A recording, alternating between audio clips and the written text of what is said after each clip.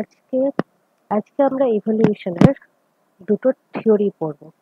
একটা হচ্ছে ল্যামার্কিজম আর একটা হচ্ছে ডারউইনিজম। তো ল্যামার্কের থিওরি তোমাদের সিলেবাসে নেই, তাও অল্প বলে দিই, তাহলে কমপ্লিট হবে না জিনিসটা। আচ্ছা, এই ইভলিউশন কিভাবে হয়েছে তার উপর ডিপেন্ড করে দুটো থিওরি আছে। প্রথম যেটা আছে সেটা হচ্ছে ল্যামার্কের theory. Inheritance of acquired characters যেটা। হ্যাঁ, হ্যাঁ। তো এই থিওরিকে বলা হয় হচ্ছে ল্যামার্কিজম বলা হয়।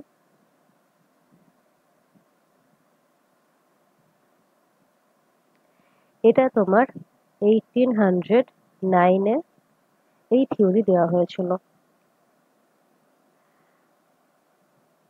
ল্যামার্কের দ্বারা। ঠিক আছে? তো 1809 এই ইয়ারে ল্যামার্কিজম দিয়েছে, আর এটাই হচ্ছে তোমার ডারউইনের ডেট অফ বার্থ। ঠিক আছে? এই সালেই ডারউইন জন্মগ্রহণ করেছিলেন। তো এখানে একটা কানেকশন আছে। আচ্ছা, ল্যামার্ক যে বুক পাবলিশ করেছিলেন তার নাম হচ্ছে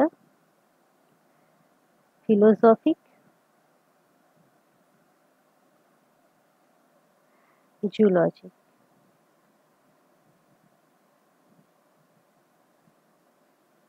ঠিক আছে? এই বুকটা তিনি পাবলিশ করেছিলেন। এর মধ্যে অর্গানিজম কিভাবে বিভিন্ন চেঞ্জ নিয়ে আসছে তার লাইফের মধ্যে, এবং সেটা কিভাবে জেনারেশন টু জেনারেশন পাস করছে, এই সব জিনিসের ব্যাপারে এই বুকের মধ্যে লেখা আছে। এবার ল্যামার্কের কতগুলো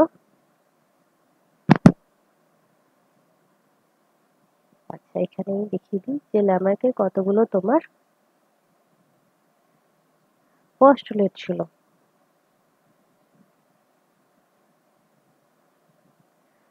পস্টুলেটস অফ ল্যামার্ক, সেগুলো কি ছিল? যে তিনি চারটে পস্টুলেট দিয়েছিলেন। তার মধ্যে এক নাম্বার ছিল হচ্ছে ইন্টারনাল ফোর্স।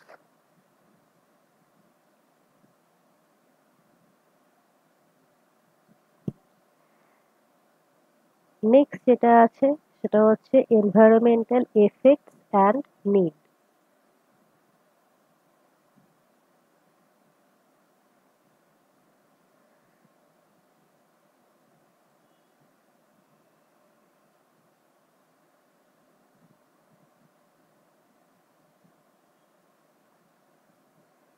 তারপর নেক্সট হচ্ছে থিওরি অফ ইউজ অ্যান্ড ডিসইউজ।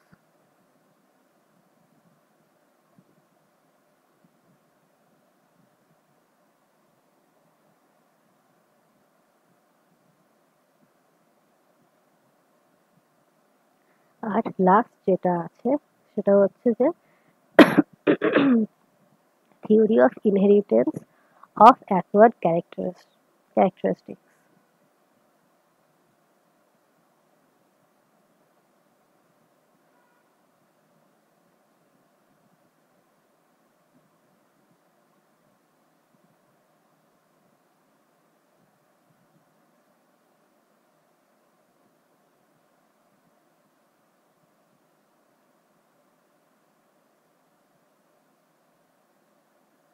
ঠিক আছে?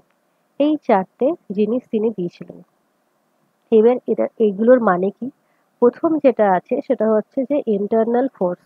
তিনি বলতেন যে যে সমস্ত অর্গানিজম গ্রো করে, মানে সাইজে গ্রো করে, সাইজ ইনক্রিজ হয় তাদের, তো তাদের মধ্যে কিছু ইন্টারনাল ফোর্স কাজ করে। সেই ফোর্সের জন্য সেই অর্গানিজম আস্তে আস্তে তার সাইজ বৃদ্ধি করে। ঠিক আছে? এটা হচ্ছে প্রথম পস্টুলেট। নেক্সট যেটা আছে সেটা হচ্ছে যে এনভায়রনমেন্টাল এফেক্টস অ্যান্ড নিড। আমাদের মধ্যে যে কোনো রকমের চেঞ্জ হয় তার জন্য রেসপন্সিবল হচ্ছে যে কি ধরনের এনভায়রনমেন্টে আমরা আছি, এবং তার জন্য আমাদের মধ্যে কি ধরনের নিড তৈরি হয়েছে সেটার কথা এখানে বলেছে।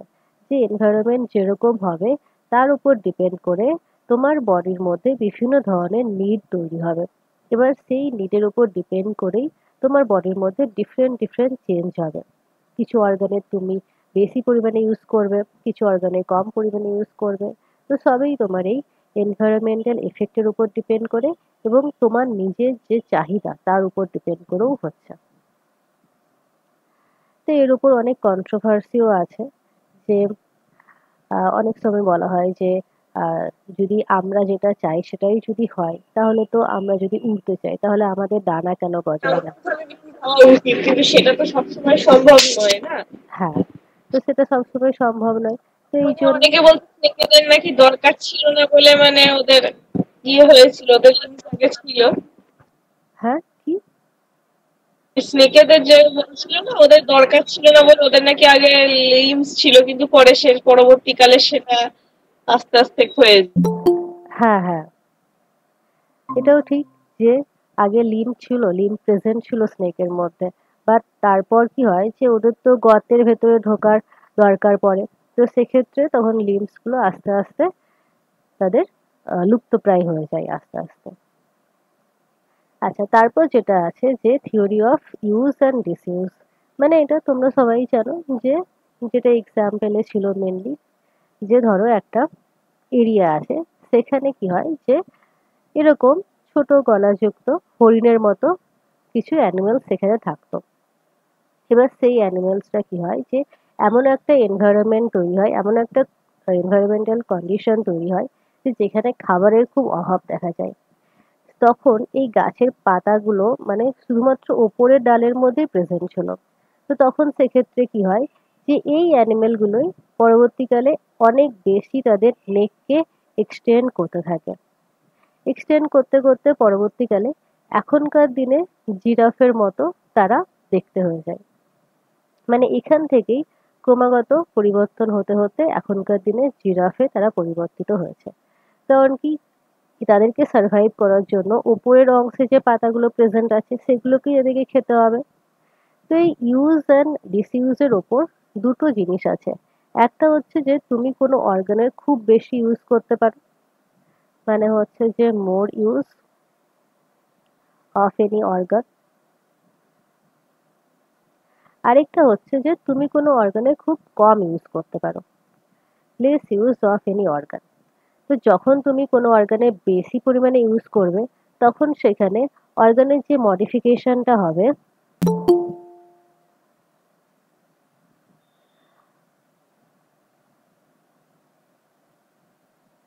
অর্গান মডিফিকেশনটা পজিটিভ দিকে হবে। আর যে অর্গানের কম ইউজ হবে সেখানে যে অর্গান মডিফিকেশনটা হবে সেটা নেগেটিভ দিকে হবে। ঠিক আছে? যেমন কি এখানে একটা এক্সাম্পল দিয়েছে যে এই মাছগুলো, এগুলোকে কেভ ফিশ বলা হয়। এই মাছগুলো সমুদ্রে অনেক গভীরে এত অন্ধকার জায়গায় থাকে যে যে সেখানে লাইটের কোনো অস্তিত্বই নেই। তো সেখানে কি হয় যে এরা তাদের চোখের এত কম পরিমাণে ইউজ করেছে যে তাদের চোখের কি হয়েছে যে অর্গানের লেস ইউজ হয়ে গেছে। এই লেস ইউজ হওয়ার জন্য তাদের এখন মানে সেই চোখের প্রেজেন্ট প্রায় নেই। ঠিক আছে? তো এখানে কি হয়েছে, এটা একটা এক্সাম্পল যে less use of any organ, আর এখানে এক্সাম্পলটা হচ্ছে যে more use of any organ. তাহলে এটা হচ্ছে তোমার 3 নাম্বারটা হলো যে theory of use and disuse. Next যেটা আসছে সেটা হচ্ছে theory of inheritance of acquired characters. তো এখানে কি বলছে যে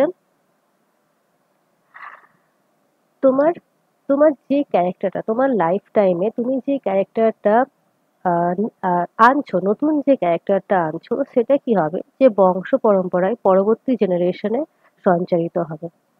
সেই কথাটা এখানে বলেছে যে নতুন বৈশিষ্ট্য তুমি এই এনভায়রনমেন্ট থেকে গেইন করছো সেটা বংশ পরম্পরায় তোমার অফস্প্রিং এর মধ্যে এবং তারপর তার অফস্প্রিং এর মধ্যে সঞ্চারিত হতে থাকবে।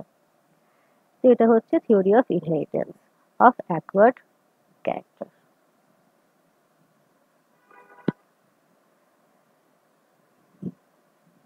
এই তো জিরাফের এক্সাম্পলটা পড়বে, ওই জিরাফের ইয়েটা যে মানে স্ট্রেচিং এর নেক্সট এর এইটা তো theory of inheritance of acquired character.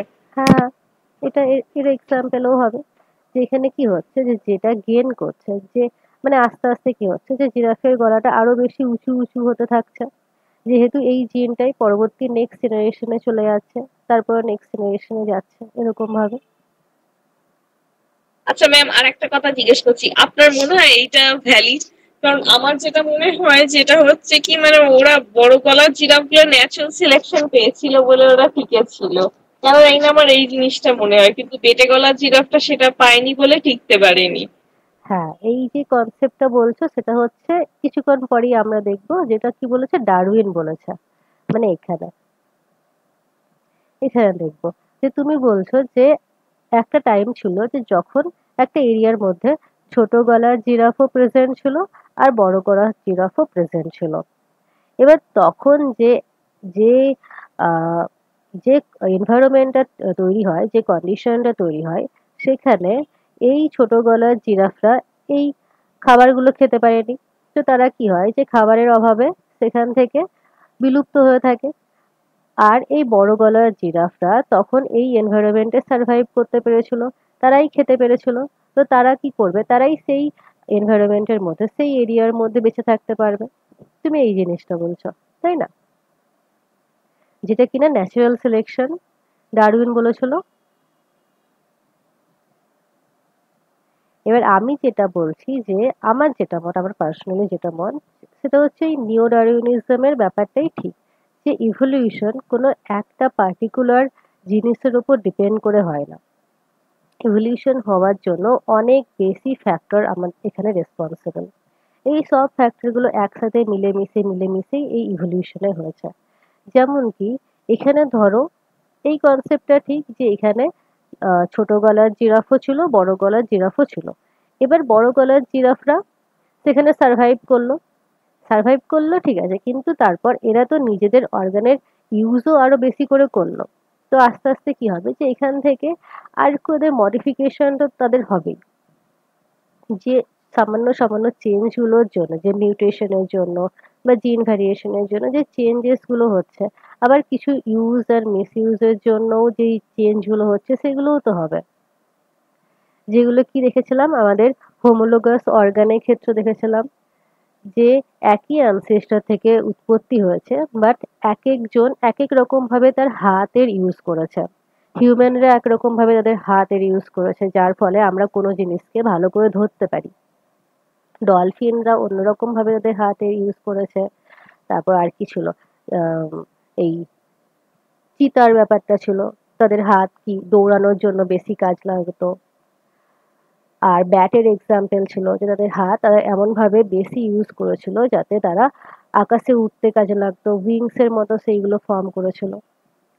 তো সেই জিনিসটা আমরা নিও ডারউইনিজমে দেখবো, যেখানে এই ল্যামার্ক আর ডারউইন দুটো কনসেপ্টই মিলিয়ে মিশিয়ে আছে। ঠিক আছে। আচ্ছা, তো ল্যামার্কিজম হলো, তারপর যে আসছে তিনি হচ্ছে ডারউইন।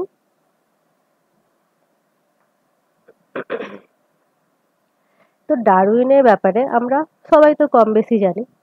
যদি এর কিছু জিনিস বলা হয়, তো চার্লস ডারউইনের পুরো নাম হচ্ছে চার্লস রবার্ট ডারউইন। তিনি হচ্ছে 1809 থেকে 1882 অবধি বেঁচে ছিলেন। 1809 মানে যখন ল্যামার্কিজম দেওয়া হয়েছিল। ঠিক আছে। এবার এর যদি এই চার্লস ডারউইনের যদি একটু হিস্ট্রি, যদি তোমরা একটু ইন্টারেস্টেড থাকো তাহলে ছোট করে যদি একটু বলি, যে তিনি দুজন তার দুজন টিচার ছিল। একজন হচ্ছে জুলজির টিচার আর একজন হচ্ছে বটানির টিচার। এই দুজন টিচারের দ্বারা তিনি অনেক বেশি ইন্সপায়ার হয়েছিলেন। খুব বেশি ডিটেলস আমি যাচ্ছি না, তাদের নাম আছে। তো তো এই টিচারের দ্বারা তিনি ইন্সপায়ার হয়েছিলেন। বাট চার্লস ডারউইনের বাবা যিনি ছিলেন তিনি চাইতেন যে ডারউইন ডক্টর হন, ডক্টর হোক, তিনি সেটা চাইতেন। তো চার্লস ডারউইন মেডিকেলে পড়াশোনার জন্যও গিয়েছিলেন। কিন্তু তখনকার দিনে কি হয় যে অ্যানাস্থেসিয়া যেটা হয় না, সেই অ্যানাস্থেসিয়া ছিল না। অ্যানাস্থেসিয়া না থাকার জন্য তখনকার দিনে এই আমাদেরকে সেই ধরে বেঁধে যেরকম ভাবে হোক চিকিৎসা করা হতো। তো ডারউইন সেটা দেখতে পারেননি। তখন তিনি কি করেন যে তখন তিনি মেডিকেল ছেড়ে দিয়ে নেচারের দিকে অনেক বেশি ঝুঁকে পড়েন। তো চার্লস ডারউইন মেডিকেল ছেড়ে যখন ফিরে আসেন তখন এইচএমএস বিগেল এইচএমএস বিগেল নামে একটা শিপ ট্যুরে যাচ্ছিল। কোথায় ট্যুর করতে যাচ্ছিল? 3টে জায়গায় যাচ্ছিল। একটা হচ্ছে প্রথমে যাবে হচ্ছে সাউথ আমেরিকা,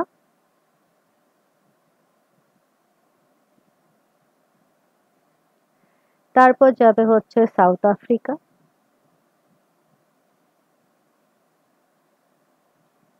অ্যান্ড তারপর যাবে গ্যালাপাগোস আইল্যান্ড।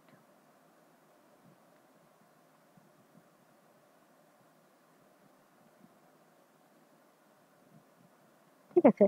এই 3টে জায়গায় যাচ্ছিল।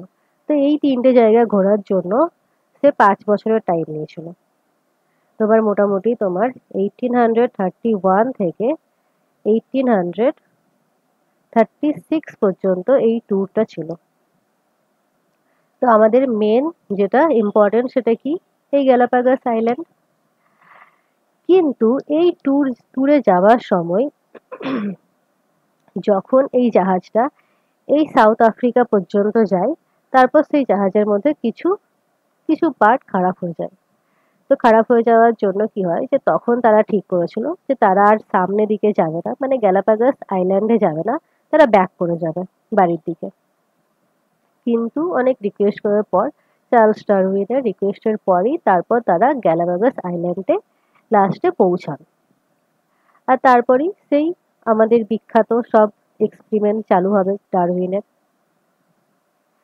ঠিক আছে? তো এটা কিছু হিস্ট্রি ছিল। এই যে গ্যালাপাগোস আইল্যান্ড, এই গ্যালাপাগোস আইল্যান্ড ছিল অনেকগুলো ছোট ছোট ছোট ছোট আইল্যান্ডের সমষ্টি। একে বলা হতো হচ্ছে living laboratory of evolution.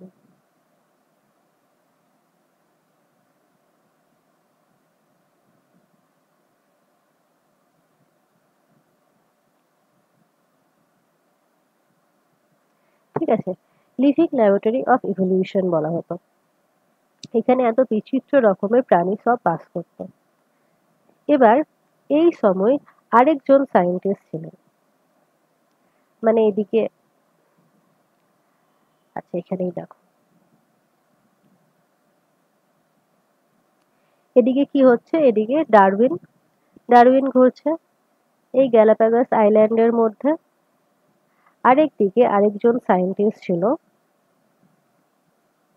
Alfred Russel Wallace. তিনি গিয়েছিলেন আরেকটা দ্বীপপুঞ্জের মধ্যে। তিনি গিয়েছিলেন হচ্ছে তোমার আম, মালয় দ্বীপপুঞ্জের মধ্যে। ঠিক আছে? তিনি ঘুরছিলেন এই মালয় দ্বীপপুঞ্জের মধ্যে। এই দ্বীপপুঞ্জটাও কিন্তু ওই ছোট ছোট ছোট ছোট অনেকগুলো আইল্যান্ডের সমষ্টি।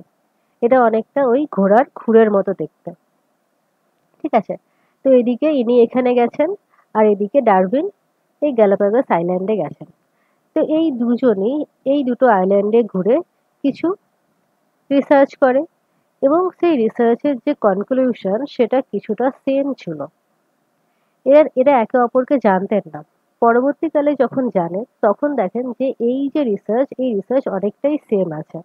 তো তখন তারা ঠিক করেন যে তারা দুজনে একসাথে মিলে একটা পেপার পাবলিশ করবেন। সেই পেপারের নাম ছিল হচ্ছে origin of species by means of natural selection.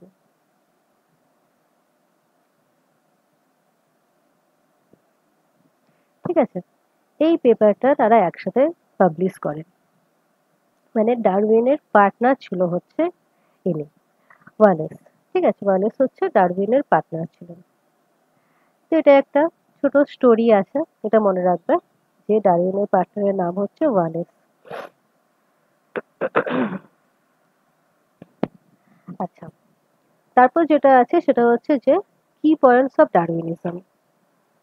Darwin ডারউইনের যে বুকটা ছিল সেই বুক নাম, আচ্ছা বুকের নামে পড়ে না, এখানে লিখে থাক, পরে আসছি, দুটো বুকের নাম লেখাবো।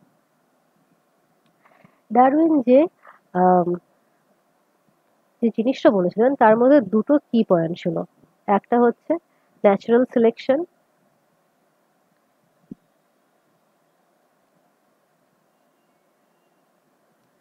আর 2 নাম্বার হচ্ছে, স্ট্রাগল ফর কোএক্সিস্টেন্স। হ্যাঁ ওটা তো আসছি, ঠিক আছে, ওটা একটু পরে লেখাচ্ছি। এখন অন্য দুটো পয়েন্ট আমি বলছি। এটা হচ্ছে যে ডিসেন্ট উইথ মডিফিকেশন,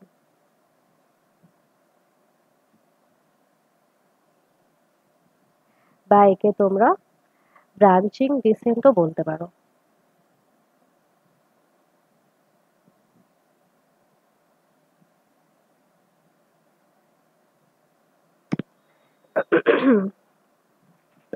হ্যাঁ, তো ন্যাচারাল সিলেকশন কি? ন্যাচারাল সিলেকশন যেটা একটু আগে বললে, যে একটা এরিয়া ছিল সেখানে কি হয়েছে যে ছোট গলার অ্যানিমেলও ছিল আর হচ্ছে বড় গলার আহ বড় গলার অ্যানিমেলও ছিল। এখন জিরাফ বলছি না, বড় গলার অ্যানিমেলও ছিল। এবার কি হয়েছে যে যখন একটা অ্যাডভার্স কন্ডিশন তৈরি হচ্ছে, আনফেভারেবল কন্ডিশন তৈরি হয়েছে, যে নিচের দিকে কোনো ফুড প্রেজেন্ট ছিল না, সার্ভাইভ করার জন্য এই ডালের গাছের ওপরের অংশের পাতাকেই খাওয়ার দরকার ছিল। তখন কি হয় যে খাবারের অভাবে এই যারা ছোট গলার অ্যানিমেল তারা মারা যায়, তারা আস্তে আস্তে এই পপুলেশন থেকে চলে যেতে থাকে। এদের মধ্যেই যারা লম্বা ছিল তারা এই উপরের পাতাগুলোকে খেতে পারে, তো তারা ফুডের অভাব তাদের মধ্যে থাকে না, তারাই সার্ভাইভ করতে পারে। ঠিক আছে, তো এখানে কি হচ্ছে যে নেচার সিলেক্ট করছে, নেচার সিলেক্ট করছে কে বেস্ট, তার উপর ডিপেন্ড করেই এই সিলেকশনটা হচ্ছে, তার উপর ডিপেন্ড করে এই সার্ভাইভালটা হচ্ছে। যেটা কিনা ল্যামার্কের কথা থেকে অনেকটাই আলাদা। ল্যামার্ক বলেছিল কি, এই ছোট থেকেই আস্তে আস্তে ইভলিউশন হয়ে হয়ে, মানে আস্তে আস্তে তারা এত বেশি তাদের নেকের এক্সারসাইজ করবে যে সেটা এরকম ভাবে জিরাফে পরিণত হবে, যেটা ল্যামার্কের থেকে আলাদা হচ্ছে। তো এখানে ন্যাচারাল সিলেকশনের কথা ডারউইন বলেছিল। আরেকটা যেটা মেন ছিল সেটা হচ্ছে যে ব্রাঞ্চিং ডিসেন্ট। ব্রাঞ্চিং ডিসেন্ট বলতে কি, যে আমরা ধরো মানুষ, ঠিক আছে, এবার এটা আম, এটাই কি বলবো, আমরা মানুষ, আমরা এরকম দেখতে, তা বলে তার মানে তো এটাই নয় যে আমরা আগেও এরকমই ছিলাম, সেটা তো নয়। আমরা বিভিন্ন স্পিসিস থেকে অনেক ইভলিউশনের পর এইরকম একটা স্ট্রাকচার এখন পেয়েছি। পরবর্তীকালে এটা আরো চেঞ্জ হবে। মানে প্রথমে প্রথমে একটা অর্গানিজম ছিল, একটা অ্যানসিস্টার ছিল এ, তারপর সেখান থেকে আস্তে আস্তে বি তৈরি হলো, বি স্পিসিস তৈরি হলো, সি স্পিসিস তৈরি হলো, তারপর এখান থেকে ডি, ই, তারপর আরো ব্রাঞ্চিং হতে পারে এফ, জি, এইচ। তো এখানে আস্তে আস্তে ধরো এইচ ফর হিউম্যান হয়ে গেছে, তো এখান থেকে আস্তে আস্তে হিউম্যান ফর্মেশন হয়েছে। তো এই যে ব্রাঞ্চিং, এই ব্রাঞ্চিংটার কথা ডারউইন বলেছিলেন, যে এখন যে সমস্ত অ্যানিমেল এরকমই দেখতে, এটা এটা মানে তার মানে এটা নয় যে আগেও তারা সেরকমই দেখতে ছিল।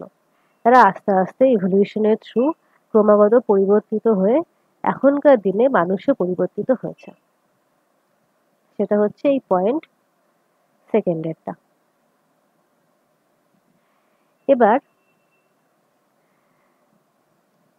কিছু বুক আছে, দুটো বুকের কথা আমি বলি। যে ডারউইন একটা লিখেছিলেন,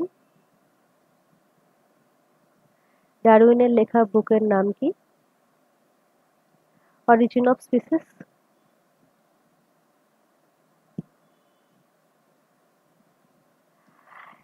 এর সাথে আরেকটা বুকের নাম মনে রাখো, যেটা হচ্ছে অরিজিন অফ লাইফ।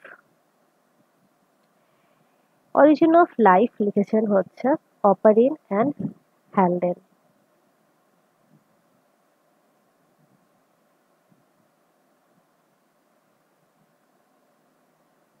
অনেক সময় এখান থেকেও কিন্তু কোশ্চেনে চলে আসে। আচ্ছা, নেক্সট, এত কম পেজ আমি রেখেছি কেন আজকে? আচ্ছা, তো এখানেই দেখো তোমরা। আচ্ছা, নেক্সট যেটা তুমি বলছিলে কিছুক্ষণ আগে, যে ডারউইন কিছু পস্টুলেট দিয়েছিলেন, কি কি সেগুলো?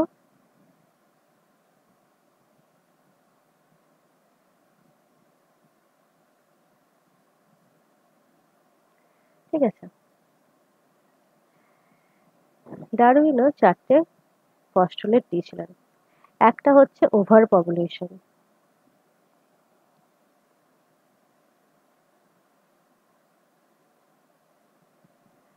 Over population. সেকেন্ড হচ্ছে যেটা বললে, যে struggle for existence.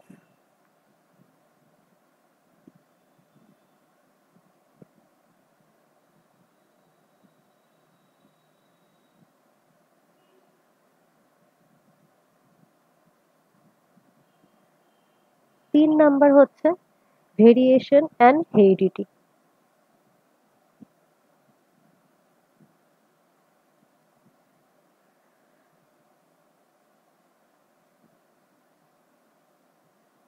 R 4 number হচ্ছে তোমার survival of the fitness.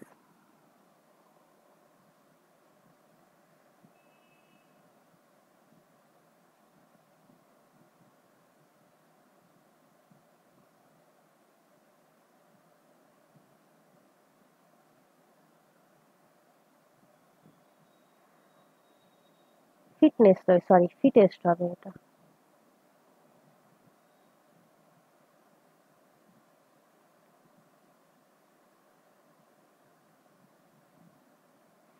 Fittest and natural selection.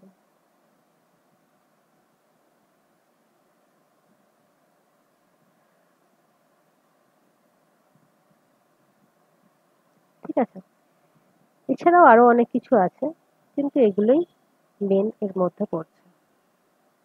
তো এগুলোর মানে কি? প্রথম হচ্ছে ওভার পপুলেশন। ওভার পপুলেশন বলতে কি বলছে, যে ধরো একটা এরিয়া আছে, তো সেই এরিয়ার মধ্যে কিছু পপুলেশন আছে, কিছু ইন্ডিভিজুয়াল আছে। এবার সেই ইন্ডিভিজুয়াল যদি একদম আনলিমিটেড ভাবে ফুড আর রিসোর্সেস পায়, তাহলে তারা আনলিমিটেড পপুলেশন করবে, আনলিমিটেড রিপ্রোডাকশন করবে, এবং অনেক বেশি তাদের নাম্বারে ইনক্রিজ হয়ে যাবে। তো সেই জিনিসটাকে বলছে ওভার পপুলেশন। বাট আসলে নেচারের মধ্যে এই ওভার পপুলেশন দেখা যায় না। কারণ কি, নেচারের মধ্যে ফুড লিমিটেড আছে, স্পেস লিমিটেড আছে, বাকি সব জিনিস যেগুলো বাঁচার জন্য দরকার সেগুলোও সব লিমিটেড আছে। একটা এরিয়ার মধ্যে আনলিমিটেড ফুড থাকতে পারে না। ঠিক আছে, আনলিমিটেড ফুড থাকতে পারে কখন, যখন একটা পপুলেশন, ধরো এটা একটা এরিয়া, এর মধ্যে বাইরে থেকে কিছু জন প্রথম মাইগ্রেশন করেছে এখানে, তো তখন সেই জায়গার মধ্যে আনলিমিটেড ফুড থাকবে কিছুক্ষণের জন্য, কিছু টাইমের জন্য। যখন এরা সেই ফুডগুলোকে আস্তে আস্তে খেতে শুরু করবে এবং নাম্বারে ইনক্রিজ করবে, তখন সেটা আনলিমিটেড থাকবে না, তখন সেটা একটা লিমিটের মধ্যে থাকবে। তো সেই লিমিটই কি করছে, এই ওভার পপুলেশন হতে দিচ্ছে না। তাই জন্য নেচারের মধ্যে ওভার পপুলেশন দেখা যায় না। নেক্সট হচ্ছে যে struggle for existence. Struggle for existence বলতে কি বলছে, যে যখন আমরা দেখলাম যে ফুড আর রিসোর্সেস লিমিটেড আছে, তখন কি হবে, যে এর একে অপরের সাথে কম্পিটিশন চালু হবে। একজন আরেকজনের সাথে ফুডের জন্য, রিসোর্সের জন্য কম্পিটিশন করবে। তো সেটাকে বলছে স্ট্রাগল ফর এক্সিস্টেন্স। নেক্সট আছে ভ্যারিয়েশন অ্যান্ড হেরিডিটি। এবার এই যে এরা যে কম্পিটিশন করছে একে অপরের সাথে, তো এখানে জিতবে কারা? যাদের মধ্যে কিছু ডিফারেন্ট আছে, যাদের মধ্যে কিছু এক্সট্রা ক্যারেক্টারিস্টিক বা এক্সট্রা প্রপার্টি আছে, যেটা কিনা এই এনভায়রনমেন্টে বাঁচার জন্য একটা পজিটিভ রোল প্লে করছে। তো যাদের মধ্যে ভেরিয়েশন আছে, এবং এই যে ভেরিয়েশনটা আছে সেটা তারা বংশ পরম্পরায় পরবর্তী জেনারেশনে ট্রান্সফার করতে পারে। তো সেটাকে বলছে যে ভেরিয়েশন অ্যান্ড হেরিডিটি। নেক্সট হচ্ছে survival of the fitness and natural selection. তো সার্ভাইভাল অফ দ্য ফিটনেস বলতে কি বলছে, যে নেচার সবসময় চুজ করবে যে কে সব থেকে বেশি ফিট, যে সব থেকে বেশি ফিট সেই কিন্তু এই এনভায়রনমেন্টের মধ্যে বা এই নেচারের মধ্যে সার্ভাইভ করতে পারবে। কিন্তু এর মানে কিন্তু তোমরা এটা কনফিউজ হয়ে যাও না যে আহ, উম, যার মধ্যে যে সব থেকে বেশি দেখতে সুন্দর বা যার মধ্যে সব থেকে ভালো কোয়ালিটি এই মুহূর্তে আছে তারাই সবসময় ফিট হবে। মানে যার ধরো অনেক বেশি মাসল আছে, অনেক বেশি স্ট্রং, সেই সার্ভাইভ করবে এরকম কিন্তু নয়। যেরকম এনভায়রনমেন্ট হবে তার বেসিসের উপর ডিপেন্ড করে যে সব থেকে বেশি পজিটিভ ক্যারেক্টারিস্টিক পাবে সেই সার্ভাইভ করবে। যেমন ফর এক্সাম্পল ধরো যে একটা এরিয়া আছে, সেখানে ধরো আহ, অনেক ধরো ভালুক থাকে, ঠিক আছে, অনেক ভালুক এটা ধরো প্রেজেন্ট আছে এরকম ভাবে। তো তো কি হয়েছে যে এখানে ধরো ডিফারেন্ট ডিফারেন্ট সাইজের ভালুক প্রেজেন্ট আছে। কেউ হয়তো অনেক বড় সাইজের, কেউ হয়তো ছোট সাইজের, কেউ হয়তো রোগা, কেউ হয়তো মোটা, এরকম ভাবে ডিফারেন্ট ভ্যারিয়েশন আছে। তো হঠাৎ ধরো কিছু ক্লাইমেট চেঞ্জ হলো, চেঞ্জ হওয়ার পর সেখানে কি হলো যে খুব বেশি গরম পড়ে গেছে, টেম্পারেচার অনেক বেশি ইনক্রিজ হয়ে গেছে। টেম্পারেচার যদি অনেক বেশি ইনক্রিজ হয় তো তখন কি হবে, যারা যারা যাদের মধ্যে অনেক বেশি এই লিপিডের লেয়ার থাকে, মানে যারা অনেক বেশি মোটা হবে ভালুকগুলো, তারা কি হবে, তারা সেখান থেকে আস্তে আস্তে মারা যাবে। কারণ কি অত বেশি গরমে তারা সার্ভাইভ করতে পারবে না। আবার যদি টেম্পারেচার যদি ইনক্রিজ না হয়ে ধরো টেম্পারেচার অনেক বেশি ডিক্রিজ হয়ে গেল, এত ডিক্রিজ হয়ে গেল যে সেখানে বরফ পড়তে শুরু করলো, তো সেরকম কন্ডিশনে কি হয় যে যাদের মধ্যে এই ঠান্ডা সহ্য করার মতো প্রপার্টি আছে, মানে যাদের মধ্যে লিপিডের একটা এক্সট্রা লেয়ার থাকবে, তারাই সেখানে সার্ভাইভ করবে। যাদের মধ্যে সেই লেয়ারটা থাকবে না, মানে যারা অনেক রোগা হবে, তারা সেখানে সার্ভাইভ করতে পারবে না। তো একই population but different different environment হচ্ছে, তো different different different different characteristic positive role play করছে। তো কোনটা পজিটিভ হবে সেটা কিন্তু পুরোপুরি এনভায়রনমেন্টের ওপরই ডিপেন্ড করে হবে, অর্গানিজমের উপর ডিপেন্ড করে নয়।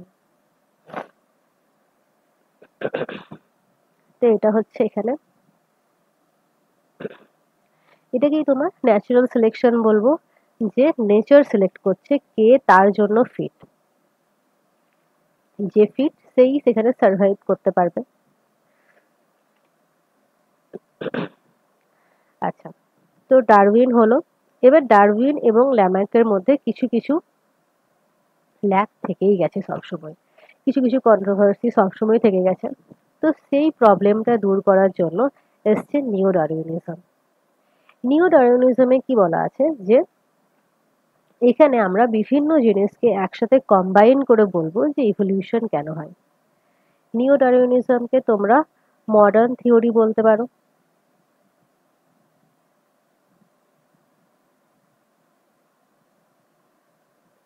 বা একে সিনথেটিক থিওরি অফ ইভলিউশন বলতে পারো।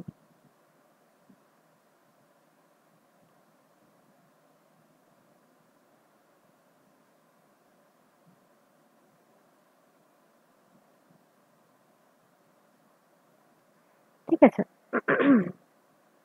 তো এই থিওরিতে কি বলা আছে যে এই যে ইভলিউশন হচ্ছে, এটা কোনো পার্টিকুলার একটা কিংবা দুটো জিনিসের উপর ডিপেন্ড করে নয়, অনেক জিনিস এর উপর, অনেক জিনিসের উপর মানে অনেক জিনিস এর উপর প্রভাব বিস্তার করেছে, যেগুলোকে আমরা মেনলি দুভাগে ভাগ করছি। একটা হচ্ছে জিন ভ্যারিয়েশন,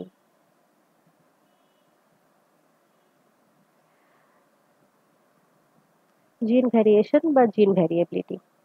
মানে প্রথম কি হচ্ছে যে আমাদের জিন কি ধরনের ক্যারেক্টারিস্টিক শো করছে, আমরা কিরকম, সেটা একটা।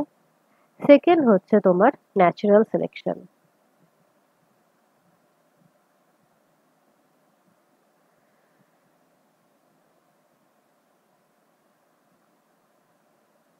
সেটা কি, যে নেচার তোমার উপর কি দেবে, নেচার কিভাবে তোমাকে সিলেক্ট করবে সেই জিনিসটা। একটা তুমি নিজে কেমন, একটা তোমার এনভায়রনমেন্ট কেমন হবে। তো এর ওপরে এর ভেতরে আরো অনেক সাবপার্ট আছে। জিন ভ্যারিয়েশন কিসের কিসের উপর ডিপেন্ড করবে? একটা হচ্ছে মিউটেশন, নেক্সট হচ্ছে রিকম্বিনেশন,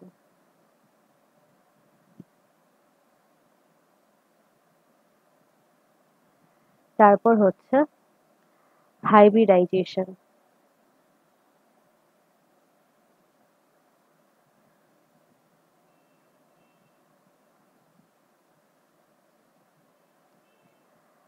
আর তারপর হচ্ছে জেনেটিক ড্রিফট।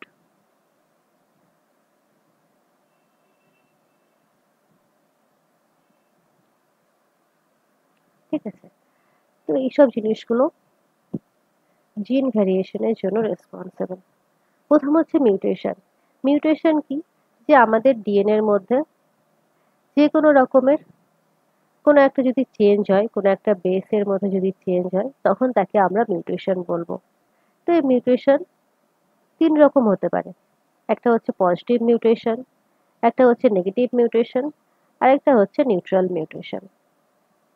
পজিটিভ মিউটেশন কখন হবে? যে যখন এই মিউটেশন বা এই চেঞ্জটা আমাদের জন্য কোনো পজিটিভ প্রপার্টি ক্রিয়েট করে, মানে কোনো একটা ভালো, মানে এক্সাম্পল দিয়ে বোঝাই। আমাদের এনভায়রনমেন্টে বাঁচার জন্য আরো বেশি উপযুক্ত হয়ে উঠবে। ধরো এটা হচ্ছে ব্যাকটেরিয়া। তো ব্যাকটেরিয়ার মধ্যে মিউটেশন স্টাডি করা বেশি ইজি। তো ব্যাকটেরিয়ার মধ্যে ধরো কিছু মিউটেশন হয়েছে, তো সেই মিউটেশনটা যদি পজিটিভ মিউটেশন হয়, তো সেখানে কি হবে যে সে এই এই এনভায়রনমেন্টের মধ্যে সার্ভাইভ করতে পারবে।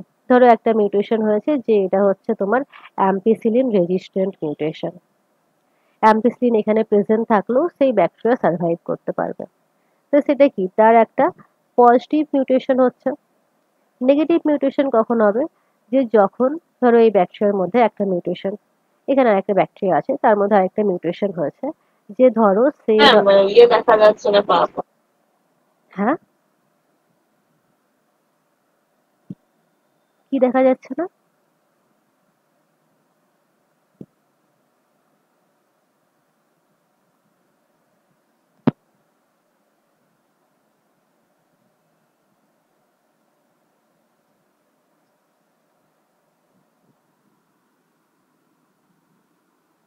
কিছু প্রবলেম হচ্ছে? হ্যাঁ, তখন একটু আগে পা পয়েন্টটা দেখা যাচ্ছে না, এবার দেখা যায়। আচ্ছা আচ্ছা, হ্যাঁ ঠিক আছে, এরকম প্রবলেম হলে বলে দেবে, হ্যাঁ, নয়তো আমি বুঝতে পারবো না। আচ্ছা, তো কি বলছিলাম যেন, হ্যাঁ নেগেটিভ মিউটেশন। নেগেটিভ মিউটেশন কখন হবে? যে ধরো একটা ব্যাকটেরিয়া আছে, তো তার মধ্যে এমন কিছু জিন সিকোয়েন্সে চেঞ্জ হয়ে গেল যে সে নিজে ধরো কোনো একটা অ্যামিনো অ্যাসিড, ধরো গ্লাইসিন তৈরি করতে পারছে না। তার এনভায়রনমেন্টে যদি গ্লাইসিন প্রেজেন্ট থাকে তবেই সে সার্ভাইভ করতে পারবে। তো সেটা একটা নেগেটিভ মিউটেশনের মধ্যে পড়ছে। যে গ্লাইসিন যদি না থাকে তাহলে সে নিজে গ্লাইসিন তৈরি করতে পারছে না, তো তখন সে মারা যাবে। ঠিক আছে, তারপর হচ্ছে নিউট্রাল মিউটেশন। নিউট্রাল মিউটেশন হচ্ছে যে জিন সিকোয়েন্সে তো চেঞ্জ হয়েছে, বাট তার কোনো রেজাল্ট হয়নি। ঠিক আছে, তো সেই জিনিসটাকে বলছে হচ্ছে নিউট্রাল মিউটেশন, মানে মিউটেশন হয়েছে বাট কোনো চেঞ্জেস দেখা যায়নি, সেরকম বড় ধরনের কোনো মিউটেশন তার মধ্যে হয়নি। আচ্ছা, নেক্সট হচ্ছে রিকম্বিনেশন। রিকম্বিনেশন বলতে কি, যে ক্রসিং ওভার হয়। মিওসিস যখন হয়, সেই মিওসিস হওয়ার সময় ক্রসিং ওভার দেখা যায়। মিওসিসের কোন স্টেজে ক্রসিং ওভার হয়? প্যাকাইটিতে। একটা স্টেজ। হুম, প্রোফেজ 1 প্যাকাইটিন। তো সেখানে ক্রসিং ওভার হয়। সেই ক্রসিং ওভারের সময় কি হয়, যে রিকম্বিনেশন দেখা যায়।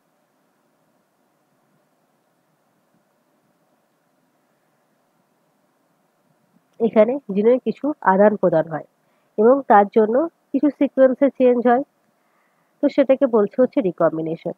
তো রিকম্বিনেশনের ফলেও এই জিন ভ্যারিয়েশন দেখা যায়। নেক্সট হচ্ছে হাইব্রিডাইজেশন। হাইব্রিডাইজেশন বলতে কি বলছে, যে যখন দুটো স্পিসিস থাকে, কখনো কখনো কি হয় যে দুটো আলাদা স্পিসিস তাদের মধ্যে রিপ্রোডাকশন পসিবল হচ্ছে। তাদের মধ্যে রিপ্রোডাকশন পসিবল হওয়ার পর এখান থেকে যে অফস্প্রিং তৈরি হচ্ছে তার মধ্যে বিভিন্ন রকমের চেঞ্জেস দেখা দেবে। যেহেতু এটা একটা ডিফারেন্ট স্পিসিস, এটা একটা ডিফারেন্ট স্পিসিস। তো অফস্প্রিং এর মধ্যে অনেক কিছু পরিবর্তন, নতুন কিছু ভ্যারাইটি আসতে পারে। ঠিক আছে? সেটাকে বলছে হাইব্রিডাইজেশন। তারপর নেক্সট যেটা আসছে সেটা হচ্ছে জেনেটিক ড্রিফট। জেনেটিক ড্রিফট হচ্ছে মেনলি যে কোনো একটা পপুলেশন থেকে, কোনো একটা স্মল পপুলেশন থেকে কিছু অ্যালিল বা কিছু জিনের এলিমিনেশন। মানে ধরো এটা একটা পপুলেশন, তো এর মধ্যে অনেক ইন্ডিভিজুয়ালস প্রেজেন্ট আছে। তো এবার অনেক ইন্ডিভিজুয়ালস এর মধ্যে তাদের মধ্যে ডিফারেন্ট ডিফারেন্ট জিন কম্বিনেশন আছে। এবার ধরো কোনো কারণে তারা কিছু কিছু জন ধরো কিছু জন এখান থেকে অন্য জায়গায় চলে গেল, বা কোনো কারণে কোনো প্রাকৃতিক দুর্যোগের কারণে এখানে অনেকজন মারা গেল। তো যারা বাকি পড়ে থাকলো তারাই এই পপুলেশনটা পরবর্তীকালে লিড করবে। তাদের জিনই প্রেজেন্ট থাকবে এই পপুলেশনের মধ্যে। এই জিনগুলোই পরবর্তী যে অফস্প্রিং গুলো তৈরি হবে তাদের মধ্যে প্রেজেন্ট থাকবে। যারা মারা গেল বা যারা চলে গেল তাদের জিনগুলো প্রেজেন্ট থাকবে না। তো এখানে কি হয় যে জেনেটিক ফ্রিকোয়েন্সির মধ্যে একটা হিউজ চেঞ্জ দেখা যায়। তো এই চেঞ্জটা হবার জন্য স্মল পপুলেশন হওয়া দরকার। লার্জ পপুলেশন হলে সেই চেঞ্জটা তখন বোঝা যাবে না। তো জেনেটিক ড্রিফটে দেখা যাক যে কি আছে এখানে। আচ্ছা, তো এখানে জেনেটিক ড্রিফট লেখা আছে যে it is fundamental process in evolutionary biology characteristic by random changes in allele frequencies within a population। মানে একটা পপুলেশনের মধ্যে অ্যালিল ফ্রিকোয়েন্সির র্যান্ডম চেঞ্জ, কোনো ইন্টেনশিয়ালি সেই চেঞ্জটা হবে না, সেই চেঞ্জটা র্যান্ডম হবে। তো সেটা কিরকম ভাবে হবে? এই জেনেটিক ড্রিফটকে আমরা দুভাগে ভাগ করতে পারি, মানে দু রকমের হয়।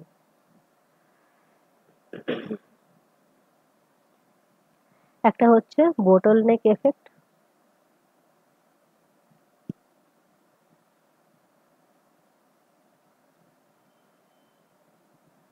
আরেকটা হচ্ছে ফাউন্ডার এফেক্ট।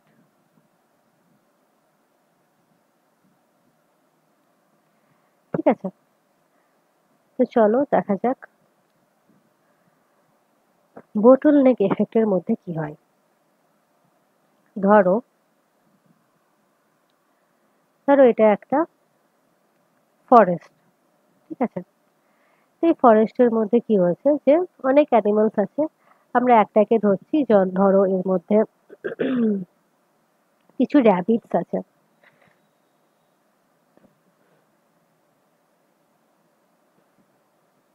কিছু র্যাবিটস আছে, ধরো ব্ল্যাক কালারের, হোয়াইট কালারের আর রেড কালারের র্যাবিটস প্রেজেন্ট আছে।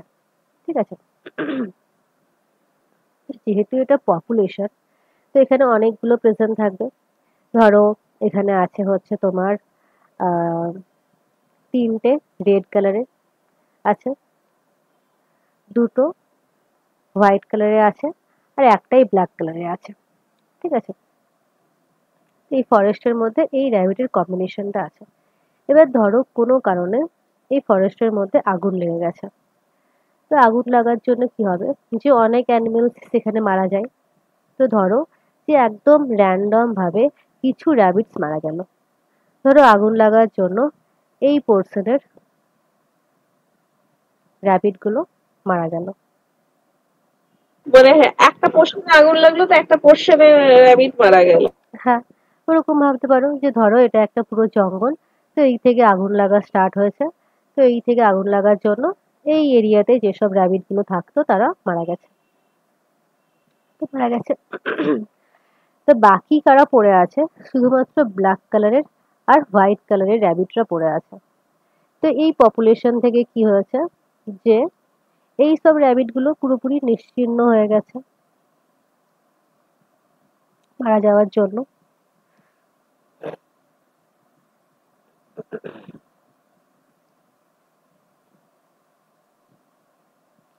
তো এখানে এরাই নিজেদের মধ্যে ব্রিড করে পড়ে, এর পরের জেনারেশনটাকে এগিয়ে নিয়ে যাবে। তো এখানে কি আছে, শুধুমাত্র ব্ল্যাক কালারের র্যাবিট আছে আর হোয়াইট কালারের র্যাবিট আছে। তো এরাই পরবর্তী জেনারেশনকে এগিয়ে নিয়ে যাবে। তো পরবর্তী র্যাবিটের মধ্যে হোয়াইট ব্ল্যাক হোয়াইট এই কম্বিনেশনটাই প্রেজেন্ট থাকবে। কিছু কিছু ক্ষেত্রে রিসেসিভ ভাবে রেড বাইরে আসতেও পারে, কিন্তু রেডের যে নাম্বার সেটা অনেক কম থাকবে। এর আগের পপুলেশনে কি দেখেছিলাম যে রেড কালারের র্যাবিটের নাম্বারই অনেক বেশি ছিল, কিন্তু নিউ যে পপুলেশনটা স্টার্ট হলো সেখানে ব্ল্যাক অ্যান্ড হোয়াইটই বেশি আছে, রেড অনেক কম আছে। তো এই যে জিনিসটা হচ্ছে একে বোটল নেক এফেক্ট বলা হয়। এখানে যে র্যাবিট গুলো মারা গেল তারা কিন্তু ইন্টেনশিয়ালি মারা যায়নি, তারা একদম পুরোপুরি র্যান্ডম ভাবে মারা গেছে। ঠিক আছে, তো এটা হচ্ছে র্যান্ডম এফেক্ট। এবার এই বোতল নেক এফেক্ট কেন বলা হয়? এই জন্য বলা হয় যে ধরো একটা বোতলের মধ্যে বিভিন্ন কালারের বল আছে, তো এক একটা বল এক একটা ইন্ডিভিজুয়ালকে দেখাচ্ছে। কি অরেঞ্জ কালারের আছে, এগুলোকে ধরো র্যাবিট ধরে নাও, যে অরেঞ্জ কালারের র্যাবিট আছে, রেড কালারে আছে, গ্রিন কালারে আছে। তো অরিজিনাল পপুলেশন যেটা ছিল সেই পপুলেশনের মধ্যে দেখো যে অরেঞ্জ কালার বেশি পরিমাণে আছে, অরেঞ্জ আছে, গ্রিন আছে আর রেড আছে, বেশি পরিমাণে অরেঞ্জ আছে। তারপর কি হয়, যদি আমরা এই বোতলটাকে উল্টো করে ঝাঁকাই, তো বোতলের যে নেকটা সেটা কি অনেক সরু। তো পুরোপুরি লটারি সিস্টেমের মতো যে কোনো কালারের বল নিচে পড়তে পারে। যেমন কি এখানে রেড গ্রিন পড়েছে, রেড বেশি পরিমাণে পড়েছে, গ্রিন দুটো এসছে আর অরেঞ্জ একটা আছে। এটা পুরোপুরি র্যান্ডম, কারো হাতে কিছু নেই এটা ফেলার জন্য। এরাই কি করছে, নিউ পপুলেশনটা তৈরি করছে। যারা সার্ভাইভ করছে, ধরো এরাই সার্ভাইভ করছে, তো এরা নিউ পপুলেশনটা তৈরি করছে। তো নিউ পপুলেশনের মধ্যে অরেঞ্জের নাম্বার অনেক কম, যেটা কিনা এখানে অনেক বেশি ছিল। তো এরা পরবর্তীকালে রিপ্রোডাকশন করে যে নিউ পপুলেশনটা তৈরি করলো, সেখানে রেড এর পরিমাণ অনেক বেশি। দুটো বোতলকে কম্পেয়ার করে দেখতে পাচ্ছ যে এখানে অরেঞ্জের পরিমাণ বেশি, এখানে হচ্ছে রেড এর পরিমাণ বেশি। ঠিক আছে, তো এই বোতল নেকের এই এফেক্টটার জন্য একে বোতল নেক এফেক্ট বলা হয়। কোথাও প্রবলেম আছে এটা বুঝতে? না না, জিনিসটা সহজ। হুম। আচ্ছা, তারপর যেটা আছে সেটা হচ্ছে ফাউন্ডার এফেক্ট। তো ফাউন্ডার এফেক্ট নাম থেকে এটা বোঝা যাবে যে ধরো একটা আইল্যান্ড আছে। ঠিক আছে, এটা হচ্ছে একটা আইল্যান্ড। এই আইল্যান্ডের মধ্যে ধরো অনেক কালারের ফ্লাওয়ার আছে, অরেঞ্জ আছে,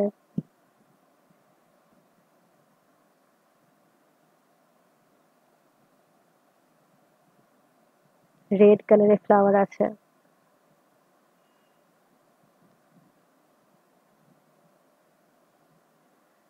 স্কাই কালারের ফ্লাওয়ার আছে, এরকম ভাবে ডিফারেন্ট ডিফারেন্ট কালারের ফ্লাওয়ার আছে। ধরো স্কাই কালারের ফ্লাওয়ার অনেক বেশি।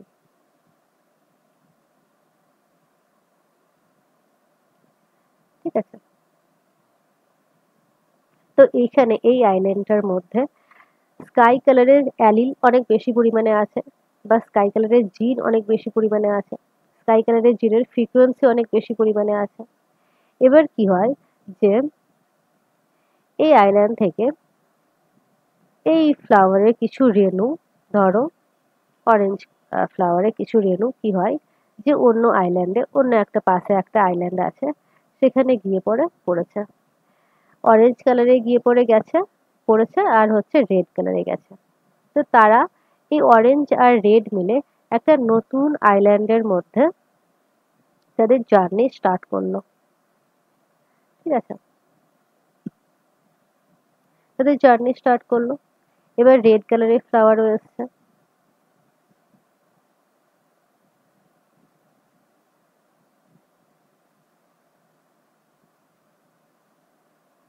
তাহলে এই যে নিউ আইল্যান্ডটা হলো, এখানে অরেঞ্জ কালারের ফ্লাওয়ার আর রেড কালারের ফ্লাওয়ার প্রেজেন্ট আছে।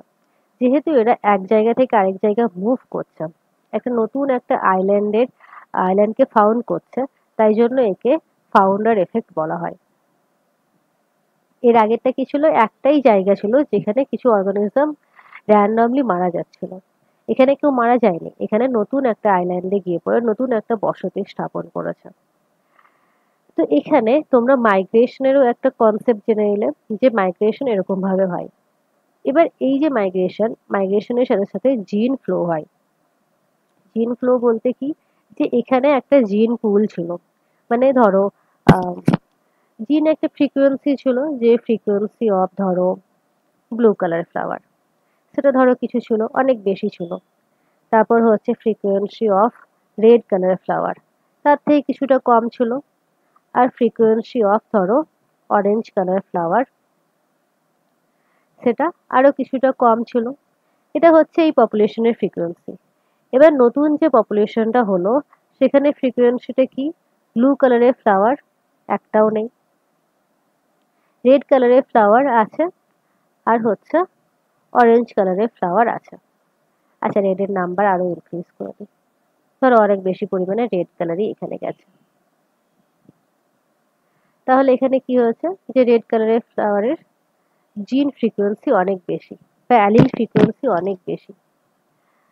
তো এই যে ফ্রিকোয়েন্সিটা চেঞ্জ হচ্ছে, আর এই যে জিন, মানে এখান থেকে কিছু পরিমাণ, আচ্ছা দাঁড়াও, এখানে ঠিক বোঝা যাচ্ছে না, এর নেক্সট এক্সাম্পলটাই দেখো। এখানে দেখো, এখানে ভালো করে বোঝা যাচ্ছে, এখানে মুভমেন্টটা হচ্ছে, এখানে মুভমেন্টটা হচ্ছে না। হ্যাঁ, এখানে দেখো, এখানে কি হচ্ছে, যে কিছু প্রজাপতি আছে, কিছু প্রজাপতির মধ্যে ডিফারেন্ট কালারের প্রজাপতি এখানে প্রেজেন্ট আছে, অরেঞ্জ, ব্ল্যাক, রেড, রেড নয় কি এটা, হোয়াইট। তো এইটা একটা আইল্যান্ডের মধ্যে অ্যানসেস্টর পপুলেশনের মধ্যে এই অরেঞ্জ কালারের, হোয়াইট কালারের আর ব্ল্যাক কালারের প্রজাপতি প্রেজেন্ট ছিল। তারপর কিছু প্রজাপতির কি হয়েছে, যে মন গেছে অন্য একটা আইল্যান্ডে গিয়ে পড়ে তাদের নতুন একটা পপুলেশন স্টার্ট করার। তো তারা এই আইল্যান্ড থেকে এর পাশের আইল্যান্ডে গিয়ে পড়ে বাস করেছে। তো এখানে আরো তারা রিপ্রোডাকশন করে আরো অনেক প্রজাপতি তৈরি করবে। তাদের মধ্যে দেখা যাবে যে ব্ল্যাক কালারের প্রজাপতির সংখ্যা অনেক বেশি থাকবে, অরেঞ্জ কালারে তার থেকে কম থাকবে, আর হোয়াইট কালারের থাকবে না। ঠিক আছে? তো এই জেনেটিক ফ্রিকোয়েন্সিটা চেঞ্জ হচ্ছে। আর এখানে জিন ফ্লো কি বলছিলাম, যে এখান থেকেই ধরো আহ, এটা এটা আর এটা, এই তিনজন এই তিনজন মিলে নতুন একটা পপুলেশন তৈরি করছে। তো জিনের যে ফ্লোটা হচ্ছে, তাকে জিন ফ্লো বলা হয়। ঠিক আছে? এই একটা জিন পুল থেকে কিছু অর্গানিজম বা কিছু ইন্ডিভিজুয়াল অন্য একটা পপুলেশনে গিয়ে পড়ে তাদের নিজের কলোনি স্থাপন করছে। তো সেই যে জিনের ফ্লোটা হচ্ছে, তাকে জিন ফ্লো বলা হচ্ছে। এই নতুন পপুলেশনের মধ্যে এই তিনজনকার জিনই প্রেজেন্ট থাকবে, হোয়াইটের কোনো জিন সেখানে প্রেজেন্ট থাকবে না। ঠিক আছে?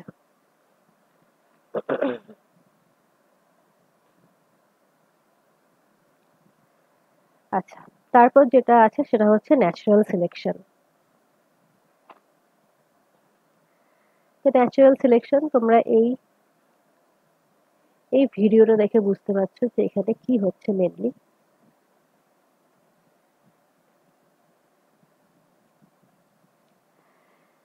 যে এখানে ডিফারেন্ট ডিফারেন্ট কালারের কি এগুলো পোকা আছে। ঠিক আছে?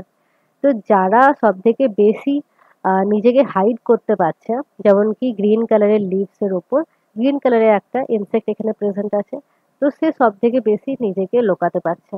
তো যে বেশি লুকাতে পারছে সেই সার্ভাইভ করবে তার এনিমির কাছ থেকে। তো নেচার এখানে সিলেক্ট করছে যে কে বাঁচবে কে বাঁচবে না।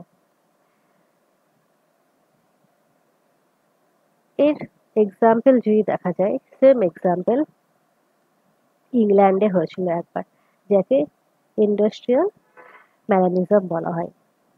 এখানে কি হয়েছিল, যে যখন কোনো ফ্যাক্টরি ছিল না, তখন কি হতো, এই হোয়াইট কালারের মথের পপুলেশন অনেক বেশি ছিল। এই হোয়াইট কালারের মথ অনেক বেশি সংখ্যায় প্রেজেন্ট ছিল।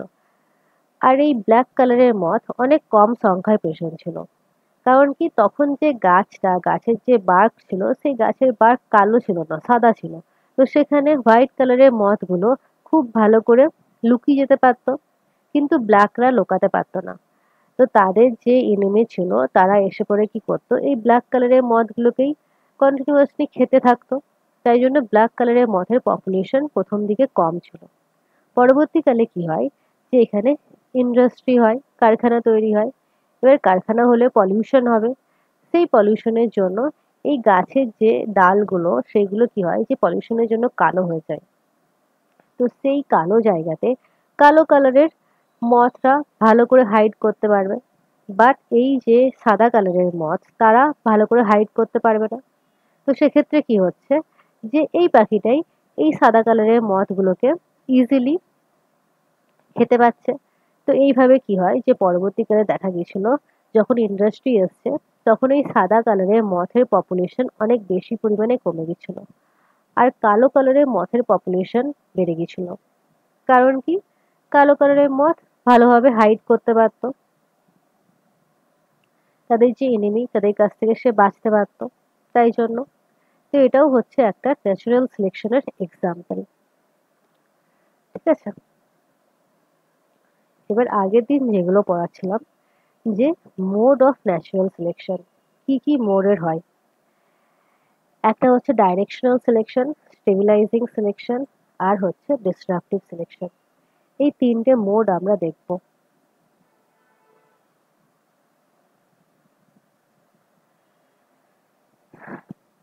তাহলে প্রথম যেটা হচ্ছে সেটা হচ্ছে ডাইরেকশনাল সিলেকশন। তো এর এক্সাম্পল আমি আগেরটা থেকেই বলছি, যে সাদা কালারের মথ আর হচ্ছে কালো কালারের মথ। ধরো এটা হচ্ছে একটা পপুলেশনের গ্রাফ। এখানে ধরো তোমার হোয়াইট কালারের মথের পপুলেশন এখানে দেখিয়েছে, এবার নাম্বার এখানে দেখিয়েছে। তো প্রথম দিকে কি ছিল, যখন ইন্ডাস্ট্রি ছিল না তখন এই হোয়াইট কালারের মথের নাম্বার অনেক বেশি ছিল, আর কালো কালারের মথের নাম্বার অনেক কম ছিল। ধরো এখানে আছে হচ্ছে যে ব্ল্যাক কালারের মথ। তো ব্ল্যাক কালারের মথের নাম্বার কম ছিল আর হোয়াইট কালারের মথের নাম্বার বেশি ছিল যখন ইন্ডাস্ট্রি ছিল না। তারপরে কি হয়, যে আস্তে আস্তে ইন্ডাস্ট্রি হওয়ার জন্য সবকিছু কালো কালো হয়ে যাচ্ছিল, গাছের ডালগুলো। তো তখন কি হয়, এই ব্ল্যাক কালারের মথের পপুলেশন অনেক বাড়তে থাকে, নাম্বার অনেক বাড়তে থাকে। তো তখন এই ব্ল্যাক কালারের মথের গ্রাফ এরকম ভাবে ইনক্রিজ হয়ে থাকে, আর হোয়াইট কালারের মথের গ্রাফ এরকম ভাবে কমতে থাকে। তো এই যে মুভমেন্টটা হচ্ছে গ্রাফের, সেটা একটা ডাইরেকশনে হচ্ছে, এই দিক থেকে এই দিকে ডাইরেকশনে মুভ হচ্ছে। এটা যে কোনো ডাইরেকশন হতে পারে, এই থেকে এদিকেও হতে পারে, এদিকেও হতে পারে। এই যে এক্সাম্পলটা বললাম সেটা এই ডাইরেকশনে মুভ করছে। তো এই ধরনের সিলেকশনকে ডাইরেকশনাল সিলেকশন বলা হয়। ঠিক আছে, এটা হচ্ছে ডাইরেকশনাল সিলেকশনের একটা এক্সাম্পল।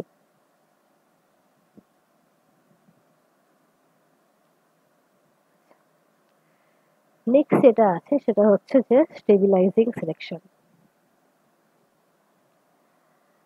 স্টেবিলাইজিং সিলেকশনে কি বলছে, যে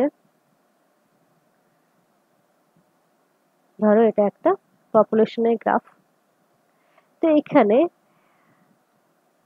যারা হচ্ছে ধরো হেটেরোজাইগট তারা সব থেকে বেশি বেনিফিট পাবে।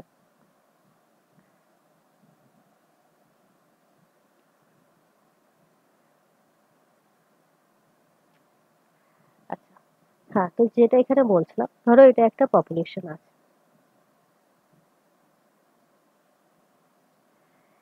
এখানে ধরো ক্যাপিটাল এ আছে, এখানে স্মল এ, আর এখানে ধরো হচ্ছে ক্যাপিটাল এ স্মল এ, এই পপুলেশনটা আছে।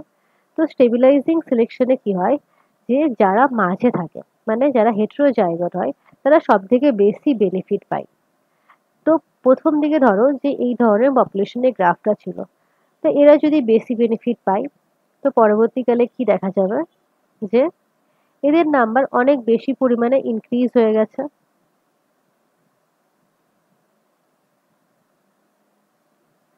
আর যারা হোমোজাইগাস ছিল, মানে হচ্ছে ক্যাপিটাল এ স্মল এ আর small A, sorry capital A আর স্মল এ, এরা কি করতো, এদের নাম্বার অনেক কম হয়ে গেছে।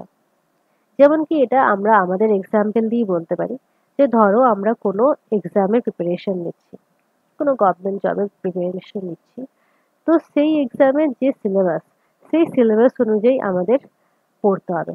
আমরা যদি খুব কম পড়ি তাহলে আমাদের সিলেকশন হবে না। আমরা যদি খুব বেশি পরিমাণে পড়ি তাহলে পড়তে পড়তেই আমাদের মাথা খারাপ হয়ে যাবে, তখনও আমাদের সিলেকশন হবে না। যেটুকু পড়া আমাদের দরকার, যেটুকু আমাদের এক্সাম পয়েন্ট অফ ভিউ থেকে দরকার, সেই জিনিসটা আমাদের পড়তে হবে, তারাই কোয়ালিফাই করবে। তো সেই জিনিসটা এখানে দেখাচ্ছে যে যারা এক্সট্রিম কন্ডিশনে আছে তাদের কিন্তু পপুলেশন ইনক্রিজ করবে না। একটা এক্সাম্পল দিয়ে বলা যেতে পারে যে হিউম্যান বেবির ওয়েট, মানুষের বাচ্চা যখন জন্মায় তার বডি ওয়েট যদি খুব কম হয়, ধরো একটা বাচ্চা জন্মেছে তার বডি ওয়েট খুব কম হয়েছে, তখন সে সার্ভাইভ করতে পারবে না। এবং তার বডি ওয়েট যদি খুব বেশি হয় তখনও কিন্তু সে সার্ভাইভ করতে পারবে না। একটা হিউম্যান বডির ওয়েট একদম পারফেক্ট হতে হবে, একটা পারফেক্ট রেঞ্জের হলেই তার সার্ভাইভ করার পসিবিলিটি সব থেকে বেশি থাকে। তো আস্তে আস্তে কি হয় যে সেটাই সিলেকশন হয়ে যায়, নেচার দ্বারা সিলেকশন হয়ে যায়। তো সেই ধরনের অর্গানিজমই বা সেই ধরনের ইন্ডিভিজুয়ালই সব থেকে বেশি গ্রো করে। ঠিক আছে, তো এটাকে বলছে স্টেবিলাইজিং সিলেকশন। এর একটা খুব ইম্পর্টেন্ট এক্সাম্পল হয় যেটা কিনা আফ্রিকার মধ্যে দেখা যায়। আফ্রিকার মধ্যে কি হয় যে অনেক মশা থাকে, তো অনেক বেশি পরিমাণে ম্যালেরিয়া হয় এবং তাদের জিনের মধ্যে সিকেল সেল অ্যানিমিয়া হবার প্রবণতা দেখা যায়। তো সেক্ষেত্রে কি হয় যে ধরো এটা একটা গ্রাফ,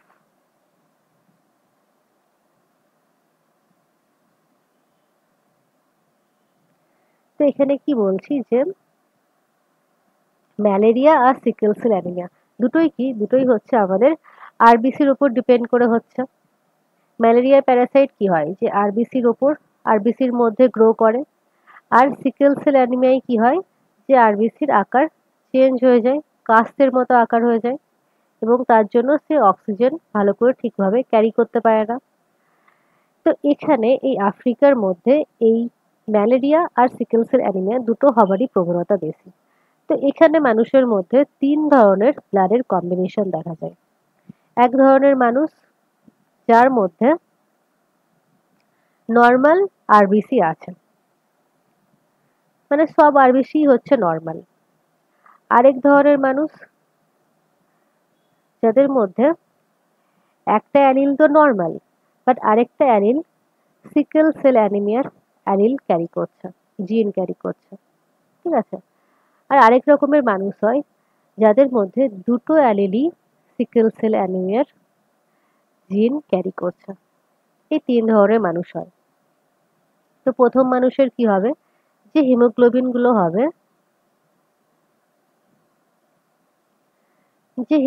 গুলো হবে, সেগুলো সবই নর্মাল শেপের হবে। এখানে কি হচ্ছে যে কিছু সংখ্যক হিমোগ্লোবিন নর্মাল শেপের হচ্ছে এই জিনের জন্য, এই অ্যালিলের জন্য, আর কিছু সংখ্যক হিমোগ্লোবিন সিকেল সেলের মতো হবে, কাস্তের মতো হবে। আর এই মানুষের কি হবে যে সমস্ত হিমোগ্লোবিন বলছি, সরি, আরবিসি কি হবে যে সিকেল সেল অ্যানিমিয়ার মতো হবে। তো এখানে যে মানুষটা, সেটা তো সিকেল সেল অ্যানিমিয়ার জন্য মারা যাবে। তো এই মানুষটা মারা গেল, সিকেল সেল অ্যানিমিয়া হয়ে সেই মানুষটা মারা গেল। এবার এই মানুষটাও মারা যায়। কারণ কি, যে ম্যালেরিয়ার প্যারাসাইট এই হিমোগ্লোবিনের ওপর খুব ভালোভাবে পলিফারেট করতে পারে, খুব ভালোভাবে গ্রো করতে পারে। তো সেক্ষেত্রে কি হয় যে এই ব্লাড গ্রুপ, মানে এই জিনোটাইপের মানুষ যে ম্যালেরিয়াতে মারা যাচ্ছে। ঠিক আছে, ম্যালেরিয়ার জন্য মারা যাচ্ছে। তো এখানেরও ডেড হয়ে গেল। তাহলে যারা হোমোজাইগট ছিল তারা দুজনেই মারা গেল। বেঁচে কারা থাকবে? যাদের মধ্যে এই দু রকমেরই অ্যালিল প্রেজেন্ট আছে। এরা এরা হচ্ছে এই অক্সিজেন ক্যারি করবে, আর এই ধরনের হিমোগ্লোবিনের মধ্যে ম্যালেরিয়ার প্যারাসাইট ভালোভাবে পলিফারেট করতে পারে না। তো এদের মধ্যে ম্যালেরিয়াও হয় না। আর সিকেল সেল অ্যানিমিয়া থাকে, বাট নর্মাল হিমোগ্লোবিন থাকার জন্য এরা হচ্ছে সার্ভাইভ করে যায়। তো এই ধরনের মানুষ আফ্রিকার মধ্যে সবথেকে বেশি পরিমাণে সার্ভাইভ করতে পারে। তাহলে তাদের গ্রাফটা কিরকম হবে? তাদের গ্রাফটা এরকম হবে, তাই তো? মানে যারা এই ব্লাড গ্রুপের মানে এই জিনোটাইপের মানুষ, তারা হচ্ছে সার্ভাইভ করবে। যারা এই জিনোটাইপের মানুষ, তারা ডেড হয়ে যাবে বা খুব কম সার্ভাইভ করবে। আর এদিকেও খুব কম সার্ভাইভ করবে। ঠিক আছে, এটাই কোনো প্রবলেম আছে? না ম্যাম। আচ্ছা, নেক্সট যেটা আছে সেটা হচ্ছে ডিস্ট্রাকটিভ সিলেকশন। ডিস্ট্রাকটিভ সিলেকশন কি? স্টেবিলাইজিং সিলেকশনের একদম অপোজিট। এখানে কি সিলেক্ট হচ্ছিল? যে যারা হেটেরোজাইগট তারা সিলেক্ট হচ্ছিল। এখানে যারা হোমোজাইগট হবে তারা সিলেক্ট হবে। মানে এখানে গ্রাফটা কিরকম হবে? ধরো প্রথমে এরকম গ্রাফ ছিল,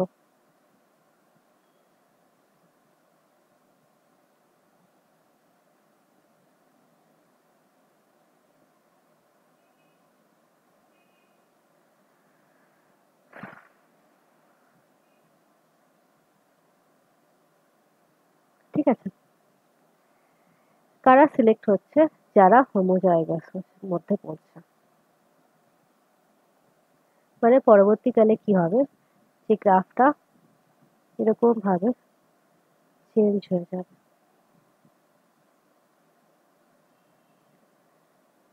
তাহলে এর এক্সাম্পল কি হবে? যে ধরো ধরো বাটারফ্লাইয়ের কালার, কিছু কিছু বাটারফ্লাইয়ের কালার হয় যারা খুব বেশি ব্রাইট কালারের হয়। সেই ব্রাইট কালারটা ধরো হচ্ছে এই ক্যাপিটাল এ স্মল এ, এরা হচ্ছে ডার্ক কালার, আর এরা হচ্ছে যে হোয়াইট কালার। বাট যে ব্রাইট কালারের বাটারফ্লাই সেটা হচ্ছে এই ক্যাপিটাল এ স্মল এ। তো এদের ক্ষেত্রে কি হয়? যে এত বেশি ব্রাইট হওয়ার জন্য তাদেরকে অনেক বেশি পরিমাণে তাদের যে এনিমি তারা অনেক বেশি পরিমাণে এদেরকে খেয়ে নেয়। তো সেক্ষেত্রে কি হয়? যে যারা এক্সট্রিম ক্যারেক্টারিস্টিক শো করছে তারাই সেখানে সার্ভাইভ করতে পারবে। তাহলে হচ্ছে এটা একটা এক্সাম্পল ডিস্ট্রাকটিভ সিলেকশনে। আচ্ছা, নেক্সট যেটা আছে সেটা হচ্ছে যে হার্ডি-ইভাক প্রিন্সিপাল। তাহলে হার্ডি-ইভাক প্রিন্সিপাল স্টার্ট করা যাক। এখানে কি হয়? এখানে একটা পপুলেশন থাকে। সেই পপুলেশনের মধ্যে আমরা এই হার্ডি-ইভাক প্রিন্সিপালের মাধ্যমে সেখানে কি মানে অ্যালিল ফ্রিকোয়েন্সি দেওয়া থাকলে আমরা জিওটাইপিক ফ্রিকোয়েন্সি বলতে পারবো, জিওটাইপিক ফ্রিকোয়েন্সি দেওয়া থাকলে আমরা অ্যালিল ফ্রিকোয়েন্সি বলতে পারবো। এরকম ভাবে আমরা বলতে পারি যে সেই পপুলেশনের মধ্যে কি জিন ফ্রিকোয়েন্সি বা কি অ্যালিল ফ্রিকোয়েন্সি প্রেজেন্ট আছে। তো এটা কি জিন ফ্রিকোয়েন্সি আর অ্যালিল ফ্রিকোয়েন্সি কি জিনিস? যে ধরো এটা একটা পপুলেশন যার মধ্যে ক্যাপিটাল এ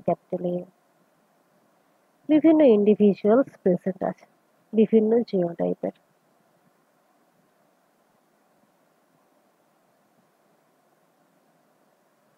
ঠিক আছে? তো এই পপুলেশনের মধ্যে আমরা আমরা এখান থেকে বার করতে পারবো যে এই পপুলেশনের মধ্যে অ্যালিল ফ্রিকোয়েন্সি কি আছে। দু রকমের অ্যালিল প্রেজেন্ট আছে, একটা ক্যাপিটাল এ, একটা হচ্ছে স্মল এ। তো আমরা এখানে এই এই ইন্ডিভিজুয়াল গুলোকে দেখে ফ্রিকোয়েন্সি অফ ক্যাপিটাল এ বার করতে পারবো আর ফ্রিকোয়েন্সি অফ স্মল এ বার করতে পারবো। এগুলো হচ্ছে এই অ্যালিলগুলোর ফ্রিকোয়েন্সি। কত হবে এখানে? ক্যাপিটালে কতগুলো আছে?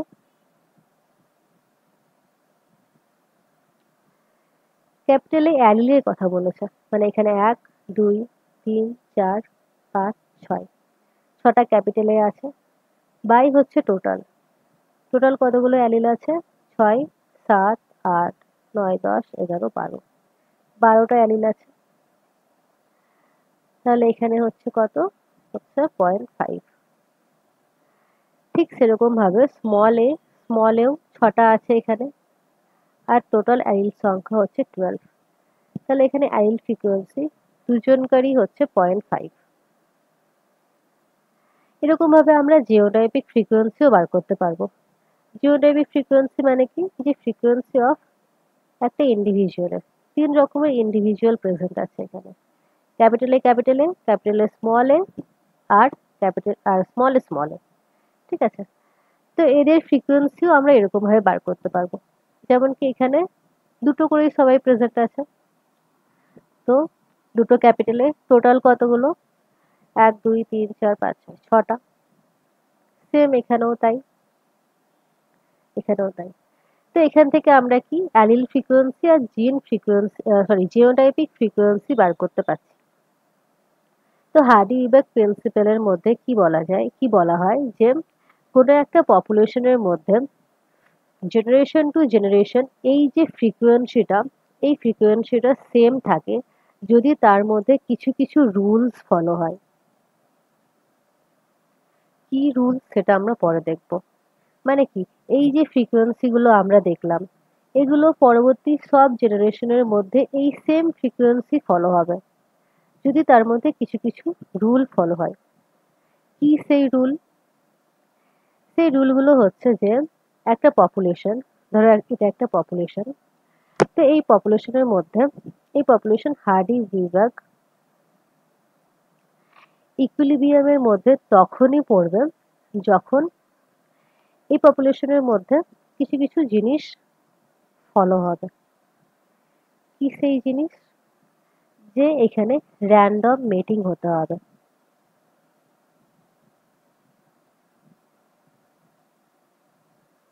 ঠিক আছে? এখানে কোনো রকমের কোনো ইভলিউশন যেন না হয়।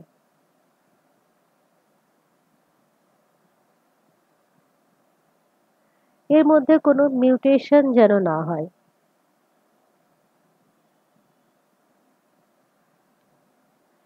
এর মধ্যে যেন কোনো মাইগ্রেশন না হয়।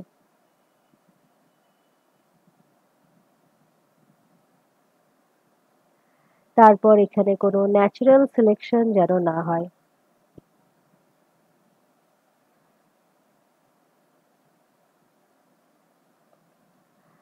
আর কি?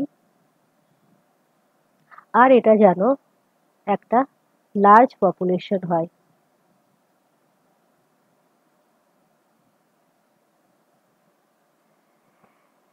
একটা পপুলেশনের মধ্যে যদি এই সব জিনিসগুলো ফলো হয়, তাহলেই সেই পপুলেশন কি হবে, যে জেনারেশনের পর জেনারেশন একই ফ্রিকোয়েন্সি ক্যারি করবে, একই অ্যালিল ফ্রিকোয়েন্সি অ্যান্ড একই জিওটাইপিক ফ্রিকোয়েন্সি ক্যারি করবে।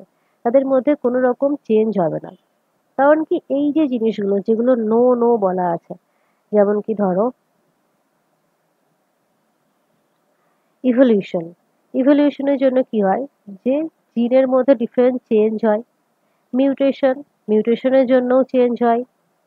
তারপর মাইগ্রেশন, মাইগ্রেশন হলে কি হয়, যে এখান থেকেই কিছু ইন্ডিভিজুয়াল বাইরে অন্য জায়গায় চলে গেল, তাহলে তাদের যে জিন ফ্রিকোয়েন্সি, তাদের কিছু জিন এখান থেকে কম হয়ে গেল, তো তাহলে পরবর্তী জেনারেশনের ফ্রিকোয়েন্সি তো একই থাকবে না। তারপর ধরো ন্যাচারাল সিলেকশন, ন্যাচারাল সিলেকশনেও কি হয়, যে কিছু স্পেসিফিক ক্যারেক্টার যুক্ত কিছু ইন্ডিভিজুয়াল তাদেরকেই সিলেক্ট করা হয়। তো ন্যাচারাল সিলেকশন হলে সেই ইন্ডিভিজুয়ালেরই পপুলেশন বেশি হয়ে যাবে, তো সেখানেও এই জিন ফ্রিকোয়েন্সি বা অ্যালিল ফ্রিকোয়েন্সি সেম থাকবে না। তারপর হচ্ছে যে র্যান্ডম মেটিং। র্যান্ডম মেটিং বলতে কি বলছে, যে যে যে মেটিং হবে সেই মেটিংটা যেন র্যান্ডম হয়। মানে ধরো এটা একটা পপুলেশন আছে, ধরো এটা পিককের পপুলেশন, ঠিক আছে? তো পিককের মধ্যে কি হয়, তাদের মধ্যে যে মেল পিকক থাকে তার কি হয়, তার যে আম, তার যে কি বলে এগুলোকে, ফেদার্স, তার যে ফেদার্সের যে কালার, ফেদার্সের যে স্ট্রাকচার, যার যত বেশি সুন্দর ফেদার্স থাকবে তারাই তত বেশি ফিমেলদের অ্যাট্রাক্ট করতে পারবে। ফিমেলরা বেশি সুন্দর অ্যাট্রাকটিভ ফেদার্সওয়ালা পিকককেই বেশি রিপ্রোডাকশনের চান্স দেয়, বেশি মেটিং এর চান্স দেয়। তো সেখানে কি হচ্ছে যে মেটিংটা র্যান্ডম হচ্ছে না। মানে ধরো এখানে আরো অন্য অনেক ময়ূর আছে যাদের যাদের ফেদার্স অত বেশি সুন্দর নয়। তো সেই সব ময়ূরগুলো কি হবে, যে ফিমেলরা যেহেতু তাদেরকে চান্স দিচ্ছে না মেটিং এর জন্য, তাহলে তাদের যে জিনটা সেটা নেক্সট তাদের অফস্প্রিং এর থ্রুতে নেক্সট জেনারেশনে ট্রাভেল করতে পারবে না। তো তাই জন্য বলা হচ্ছে যে র্যান্ডম মেটিং হওয়া খুব দরকার। আরেকটা খুব ভালো এক্সাম্পল হয়, যে একটা এক্সপেরিমেন্ট করা হয়েছিল যে ডারউইনস ফিঞ্চেসকে নিয়ে। ডারউইনের যে ফিঞ্চ পাখিগুলো ছিল, ডিফারেন্ট ডিফারেন্ট ফিঞ্চ পাখি ছিল, ফিঞ্চ পাখি ছিল। তো তাদের টেল ছিল, তো তাদেরকে নিয়ে একটা এক্সপেরিমেন্ট করা হয়েছিল যে একটা পাখিকে ধরে পরে তার টেলের সাথে আরো এক্সট্রা টেল জয়েন করে দেওয়া হয়েছিল। এবার অনেক বেশি লম্বা হয়ে গেছিল তার টেলটা। তো সেক্ষেত্রে কি দেখা গেছিল, যে ফিমেল বার্ড যারা ছিল তারা এই এত লম্বা তেলযুক্ত পাখিকেই বেশি মেটিং এর চান্স দিচ্ছে, বাকি পাখিদের মেটিং এর জন্য চান্স দিচ্ছে না। তো সেখানে কি হচ্ছে, একটা সিলেকশন হচ্ছে। তো সেই সিলেকশনটা হলে এই অ্যালিল ফ্রিকোয়েন্সি কিন্তু সেম থাকবে না। তাই জন্য আমাদের খেয়াল রাখতে হবে যে পপুলেশনে যেন মেটিং যেন এই র্যান্ডম মেটিং হয়, তাহলেই সে হার্ডি বিভাগের যে রুলগুলো সেগুলো ফলো করবে। তারপর লাস্ট হচ্ছে লার্জ পপুলেশন। লার্জ পপুলেশন বলতে কি বলছে, যে একটা পপুলেশনের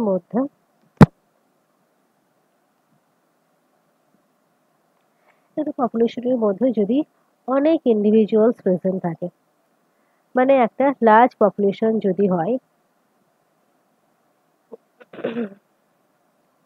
অনেক ইন্ডিভিজুয়াল প্রেজেন্ট আছে, আর পাশেই ধরো আরেকটা পপুলেশন যেখানে অনেক কম ইন্ডিভিজুয়ালস প্রেজেন্ট আছে। তো সেক্ষেত্রে কি হয়, যে ধরো কোনো কোনো কিছু মাইনিউট কিছু চেঞ্জ হলো, কিছু চেঞ্জ বলতে ধরো এখান থেকে 3 জন মিলে অন্য কোনো আইল্যান্ডে গিয়ে বাস করতে স্টার্ট করলো।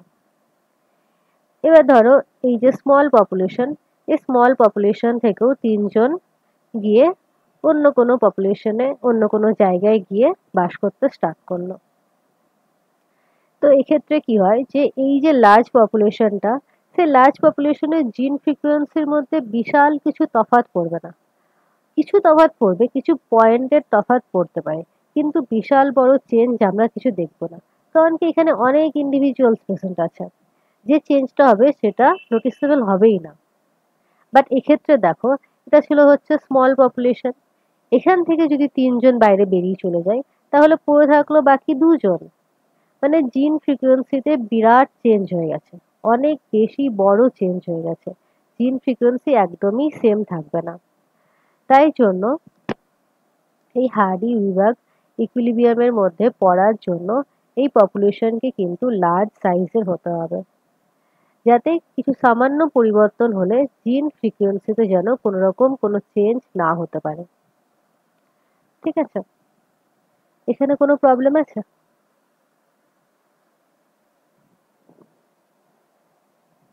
না ম্যাম। আচ্ছা, তাহলে তাহলে এটা ছিল হচ্ছে যে তোমার থিওরি পার্ট। এবার তোমাদের খাতা কলম বার করে লেখা স্টার্ট করতে হবে। মানে কোয়েশ্চেন্স, ঠিক আছে। হ্যাঁ, কিছু রুলস আমি লিখিয়ে দিই, তার উপর ডিপেন্ড করেই কোশ্চেন গুলো হবে। তো ম্যাম তাহলে কি খাতা বের করবো? হ্যাঁ, বার করে নাও, এই রুলস গুলো তোমাদের লিখতে হবে। আগে লেখা থাকলে, আগে পড়া থাকলে ভালো, তাও যদি লিখতে চাও তো লিখতে পারো। যেমন কি আমি প্রথম থেকে স্টার্ট করছি, যে এই হার্ডি বিভাগ ইকুইলিব্রিয়ামের মধ্যে কিছু সিম্বলস আমরা ইউজ করব, যেমন কি অ্যালিল ফ্রিকোয়েন্সি। অ্যালিল ফ্রিকোয়েন্সিকে আমরা লিখবো, ধরো পপুলেশন আছে, পপুলেশনের মধ্যে কি একটা ডমিনেন্ট অ্যালিল থাকে যাকে এ বলছি, আরেকটা হচ্ছে রিসেসিভ অ্যালিল থাকে।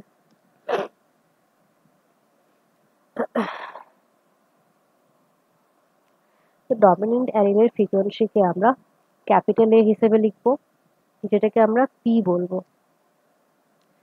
আর রিসেসিভ অ্যালিলের ফ্রিকোয়েন্সিকে আমরা স্মল এ এরকম ভাবে লিখবো, যেটাকে আমরা কিউ বলবো।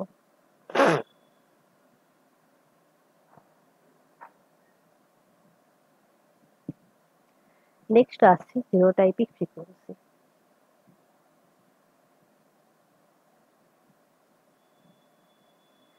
জিনোটাইপিক ফ্রিকোয়েন্সি বলতে জিনোটাইপ, 3 রকমের জিনোটাইপ হতে পারে, ক্যাপিটালে ক্যাপিটালে, ক্যাপিটালে স্মলে আর স্মলে স্মলে। তো এদের জিওটাইপিক ফ্রিকোয়েন্সিকে আমরা লিখবো হচ্ছে ফ্রিকোয়েন্সি অফ ক্যাপিটালে ক্যাপিটালে, মানে হোমোজাইগাস ডমিনেন্টের ফ্রিকোয়েন্সি। একে আমরা পি স্কোয়ার বলতে পারি।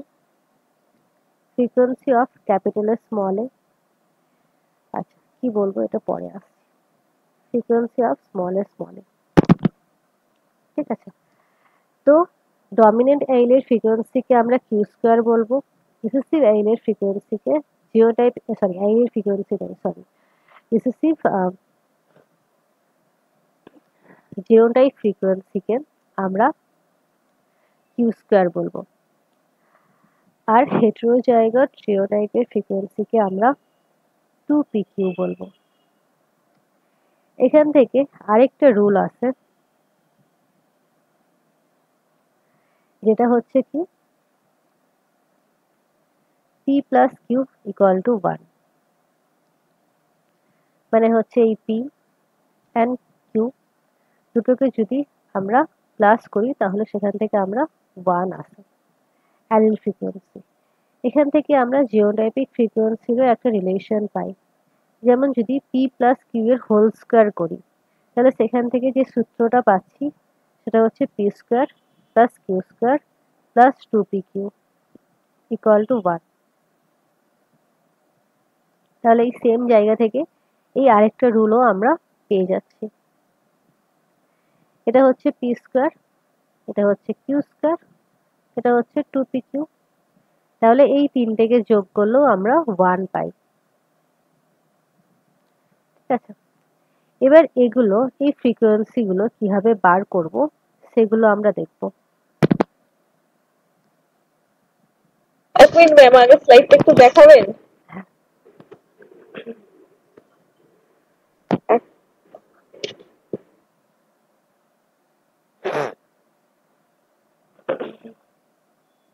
ওকে ম্যাম, থ্যাংক ইউ। আচ্ছা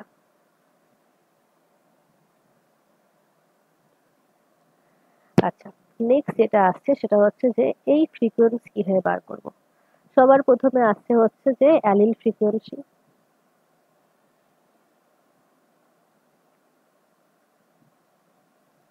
এটাকে তোমরা অ্যাকচুয়াল অ্যালিল ফ্রিকোয়েন্সি লিখে নাও,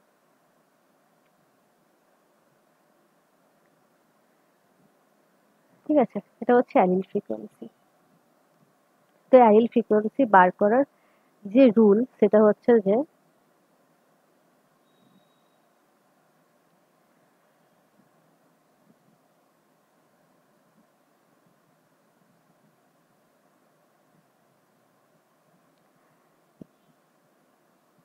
number of copies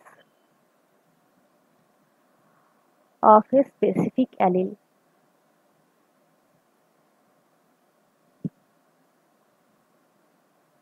in population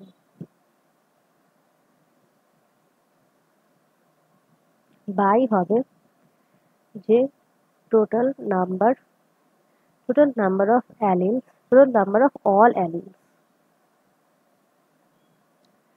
for that gene in population. ঠিক আছে? তো এটা হচ্ছে পুরো কথাটা। এটা বিশেষ কিছুই নয়। এটা কি? যে ফ্রিকোয়েন্সি অফ ক্যাপিটাল এ। যখন আমরা ক্যাপিটাল এ এর ফ্রিকোয়েন্সি বার করব, তখন আমরা কি দেখব?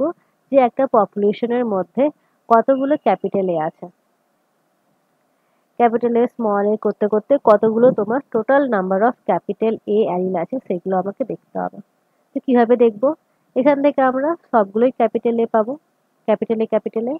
আর এই ধরনের যে হেটেরোজাইগোট গুলো আছে তাদের থেকে আমরা half number of capital A পাচ্ছি। মানে number of capital A individual plus number of capital A small A by 2, আর বাই নিচে যেটা আছে সেটা হচ্ছে টোটাল। টোটাল কতগুলো ইন্ডিভিজুয়াল প্রেজেন্ট আছে সেটাকেই বলছে frequency of capital A allele. Next আরেকটা ফ্রিকোয়েন্সি আছে, যে ফ্রিকোয়েন্সি অফ স্মল এ। তো সেম ভাবে আমাদের স্মল এ গুলোকে বার করতে হবে যে কতগুলো স্মল এ আছে। Small A plus capital A small A by 2, যেহেতু এখান থেকে half number of small A পাবো by total number of individual. এটা হয়েছে লেখা।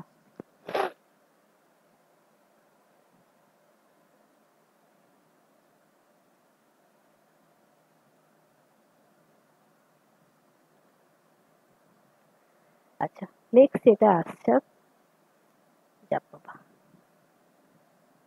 যারা একটু জায়গাটা একবার।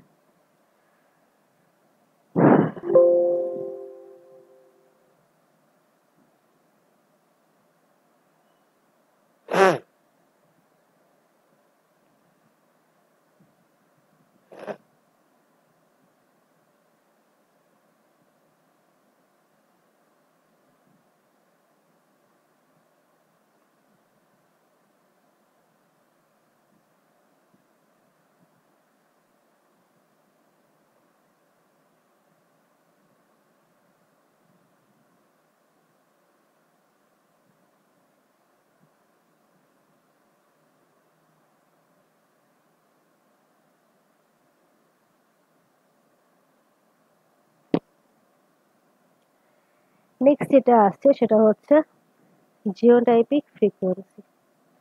জিওটাইপ frequency actual,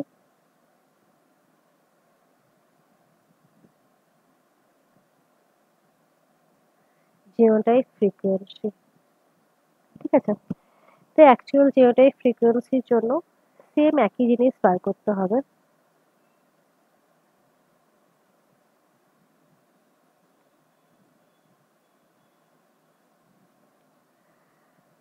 number of individuals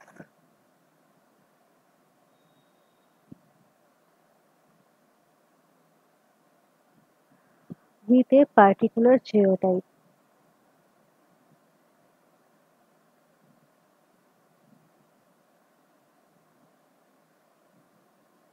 in a population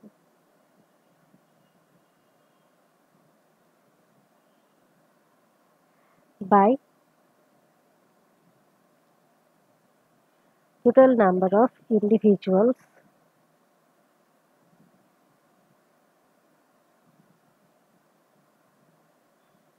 in a population।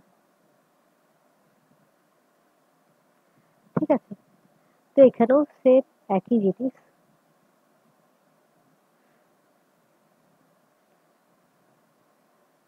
Frequency of capital A capital A 3 রকমের জিওটাইপ আমরা পাবো, ক্যাপিটাল এ স্মল এ আর স্মল এ স্মল এ। এটা কি? এটা হচ্ছে ক্যাপিটাল এ মানে টোটাল নাম্বার অফ কতগুলো ক্যাপিটাল এ ইন্ডিভিজুয়াল আছে বাই টোটাল। এখানেও সেম ভাবে capital A small A by total, আর এখানেও স্মল এ বাই টোটাল। ঠিক আছে? তো একে কি বলতে পারি আমরা? একে বলতে পারি পি স্কোয়ার, একে 2pq, আর একে হচ্ছে কিউ স্কোয়ার। ঠিক সেরকম ভাবে একে আমরা বলতে পারি পি, আর একে কিউ। এর আগের স্লাইডেই আমরা দেখলাম।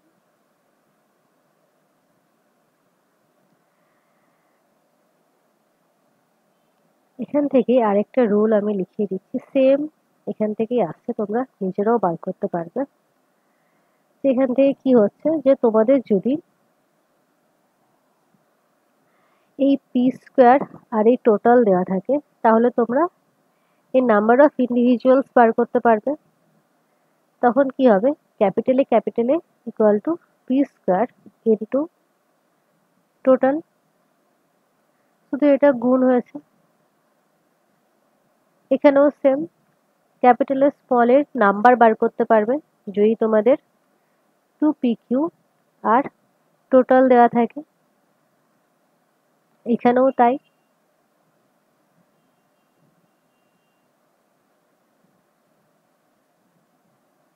ঠিক আছে, এই সেম জিনিস থেকে এই রুলগুলো আসছে।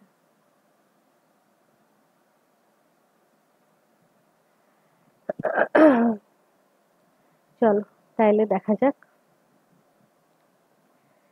প্রথমে ইজি থেকেই স্টার্ট করছি। আপনি আগে স্লাইডটা একটু। হ্যাঁ,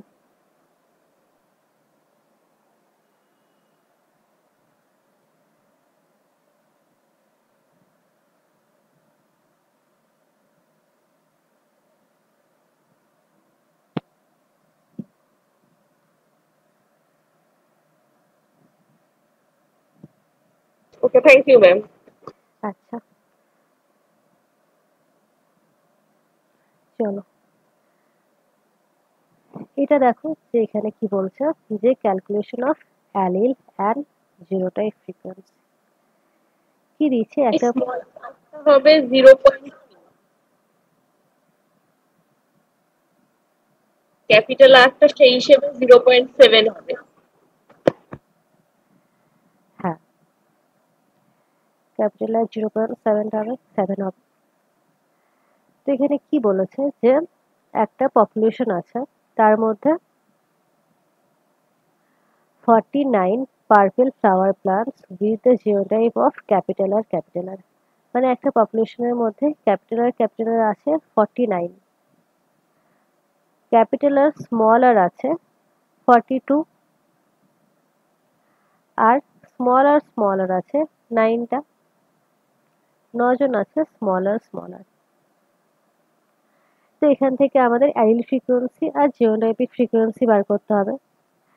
তো অ্যালিল ফ্রিকোয়েন্সি মানে ফ্রিকোয়েন্সি অফ ক্যাপিটাল আর, সেখান থেকে আমরা আগের রুল থেকেই বলতে পারবো যে 49 প্লাস 42/2 বাই হচ্ছে টোটাল, টোটাল হচ্ছে তোমার এখানে 100 হচ্ছে। তো এখান থেকে তোমরা বার করতে পারবে যে 0.7। ঠিক আছে, এটাই হচ্ছে তোমাদের পি। তারপর হচ্ছে frequency of small R, small R এর ফ্রিকোয়েন্সি হচ্ছে যে 9। আচ্ছা, ফ্রিকোয়েন্সি অফ স্মল আর তোমরা এরকম ভাবে না বার করো, তোমরা পি প্লাস কিউর রুল থেকেও বার করতে পারবে যে আমি ওটা করে করছি ম্যাম। হ্যাঁ, P plus Q equal to 1। তো আমরা পি পেয়ে গেছি, তাহলে কিউ বার করতে পারবো, Q equal to 1 minus P. তাহলে কিউ ইকুয়াল টু 1 মাইনাস 0.7, তাহলে কত হচ্ছে তুমি যেটা বললে যে 0.3। তাহলে এখান থেকে আমরা অ্যালিল ফ্রিকোয়েন্সি বার করেছি। নেক্সট যদি জিওটাইপিক ফ্রিকোয়েন্সি বলা হয়,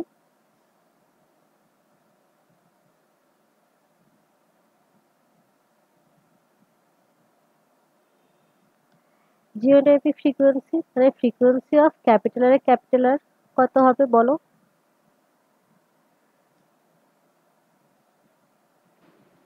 এটা হবে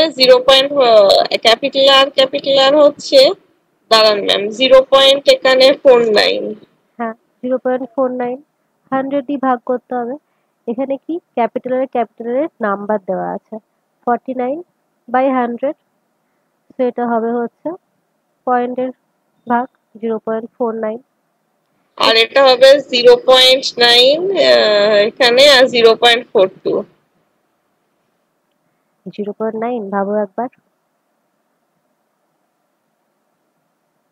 0.09, হ্যাঁ 0.09। হ্যাঁ, জিরো এটা পয়েন্ট হচ্ছে 0.4। হ্যাঁ ঠিক বলেছো, এটা যে 0.09 হবে, আর তারপরে হবে হচ্ছে 0.42 হবে। ঠিক আছে, তাহলে এখানে অ্যালিল ফ্রিকোয়েন্সি আর জিওটাইপিক ফ্রিকোয়েন্সি হলো। নেক্সট এখান থেকে বার করো হচ্ছে জিওটাইপ ফ্রিকোয়েন্সি বার করো। এবার আপনি যদি পিকিউ ধরেন তাহলে হচ্ছে পি স্কোয়ার হচ্ছে 0.49 আর কিউ হচ্ছে 0.09 হুম, সেই কিউ আগের জিনিস। স্কোয়ার। হ্যাঁ, সেই আর আগের। পিকিউ হচ্ছে 0.7 ইন্টু 0.3, দ্যাট ইজ 0.21 ইন্টু 2 হচ্ছে 0.42। হুম, একদম ঠিক। তো এখানে কি বলেছে, পি বলেছে হচ্ছে 0.7। তো এটা হচ্ছে পি বলেছে, আমাদের বার করতে হবে কি, পি স্কোয়ার বার করতে হবে। পি স্কোয়ার ইকুয়াল টু হচ্ছে 0.7 এর হোল স্কোয়ার, তো 0.49। তারপর দিয়েছে হচ্ছে কিউ দিয়েছে, কিউ হচ্ছে 0.3। আমাদের বার করতে হবে কিউ স্কোয়ার। তো কিউ স্কোয়ার হচ্ছে হচ্ছে 0.09। তারপর এখান থেকে আমাদের যে হেটেরোজাইগোনের ফ্রিকোয়েন্সি বার করতে হবে, সেটা হচ্ছে 2pq। তাহলে হচ্ছে 2 ইন্টু 0.7 ইন্টু 0.3, মানে 0.42 হচ্ছে। ঠিক আছে, তারপর এটা দেখো,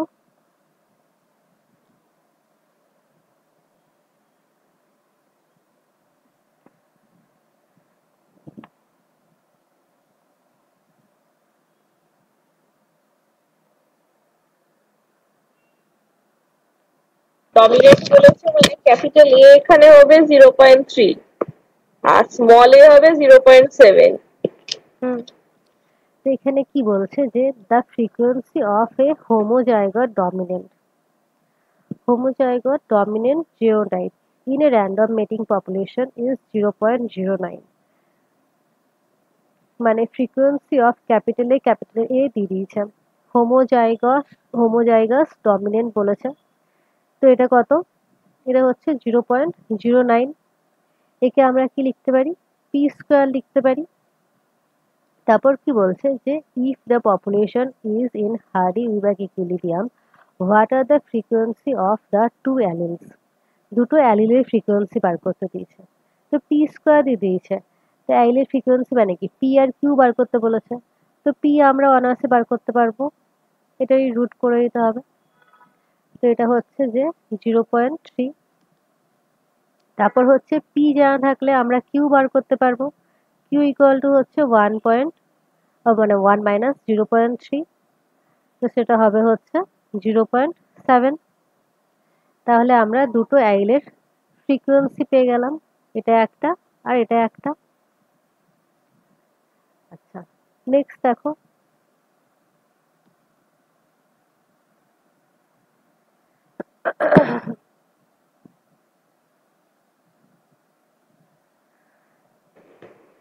ওয়ান ইন 10,000।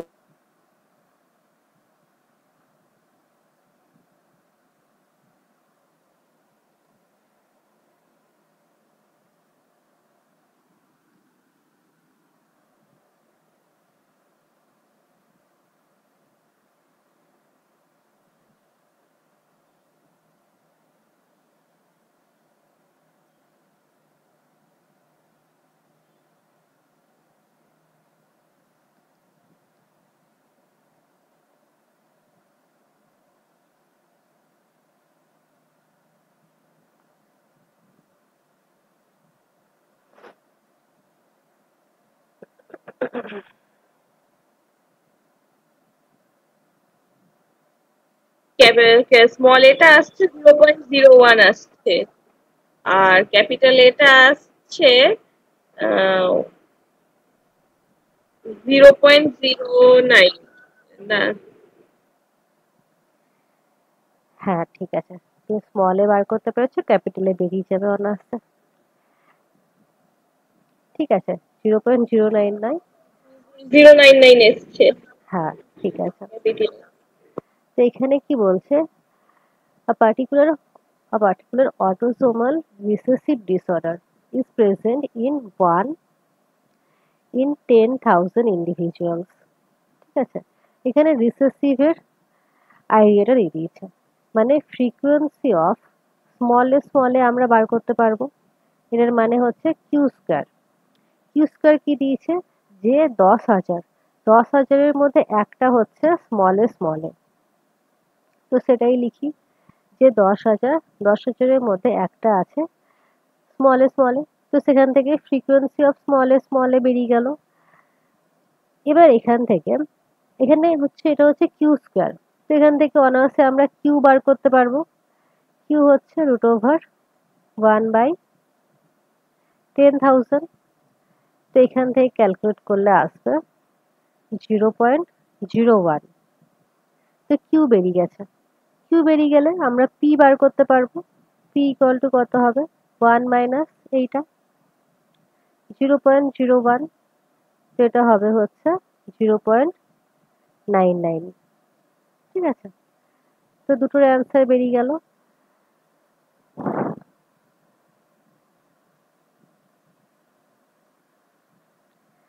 তারপর এটা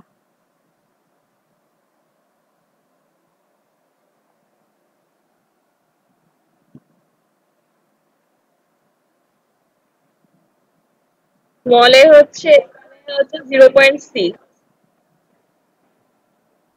হুম আর ক্যাপিটাল এ হচ্ছে 0.4। তাহলে ফ্রিকোয়েন্সি অফ হেটারোজাইগোট হচ্ছে 0.48। হুম 0.24 into 2, that is 0.6 into 0.4, that is 0.24 into 2 is 0.48। হ্যাঁ, ঠিক বলেছো তুমি। এখানে কি হচ্ছে, যে in a population 36% individual are suffering for an autosomal recessive disorder. তো এখানেও অটোসোমাল রিসেসিভের জিনিসটা বলে দিয়েছে, মানে হচ্ছে যে তোমার স্মলে হচ্ছে 36%। এখানে পার্সেন্ট বলেছে, তো সেখান থেকে আমরা ফ্রিকোয়েন্সি বার করতে পারবো। ফ্রিকোয়েন্সি অফ স্মলে হচ্ছে তোমার 36/100, মানে হচ্ছে 0.36। এটাই হচ্ছে তোমার কিউ স্কয়ার। তারপর কি দিয়েছে, যে what is the frequency of heterozygotes in the population, মানে তোমার ক্যাপিটাল এ স্মল এর ফ্রিকোয়েন্সি বার করতে দিয়েছে। তাহলে এই ফ্রিকোয়েন্সি বার করার জন্য এখানে আমরা কিউ কিউ স্কোয়ার পেয়েছি। তো সেখান থেকে আমরা কিউ বার করতে পারবো। কিউ হচ্ছে তোমার √0.36, মানে হচ্ছে এটা 0.6 দিয়ে, তাহলে পি পেয়ে গেলাম, সরি কিউ পেয়ে গেলাম। তো এখান থেকে পি বেরাবে, পি হচ্ছে 1 মাইনাস 0.6, যেটা হচ্ছে 0.4। তো পি আর কিউ বেরিয়ে গেলে এটা তো বেরিয়ে যাবে। এটার মানে কি, এটা হচ্ছে 2pq। 2pq equal two 2 into 0.6 into 0.4, যেটা দাঁড়াচ্ছে তোমার 0.48। এটা হচ্ছে অ্যান্সার। যদি এটা পার্সেন্টেজে দেয়, তো এখান থেকে 48% বলতে পারবে একে 100 দিয়ে গুণ করে। ঠিক আছে,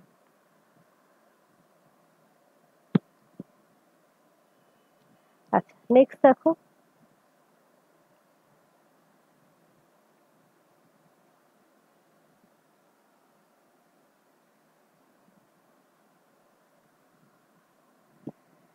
0.15। 0.15। আচ্ছা চলো দেখা যাক।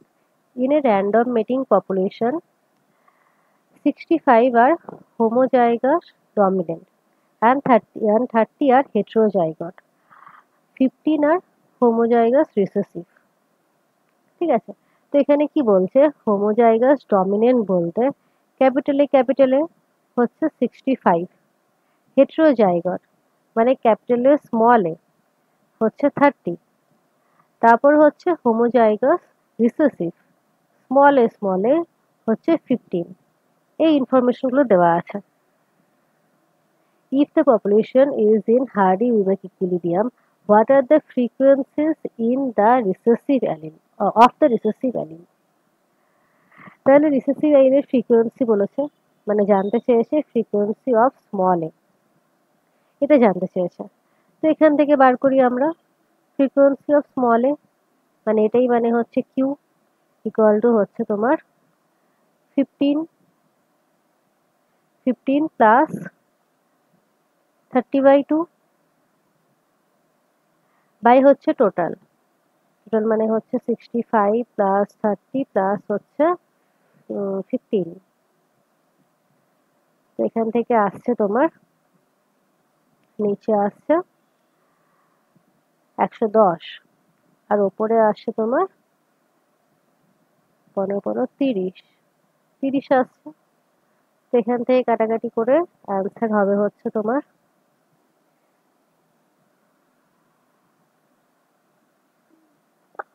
0.227 হচ্ছে 0.27 হচ্ছে অ্যান্সার। ঠিক আছে,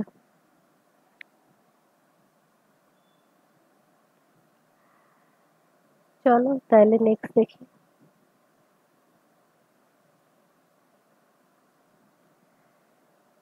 নেক্সট হচ্ছে ব্লাড গ্রুপের।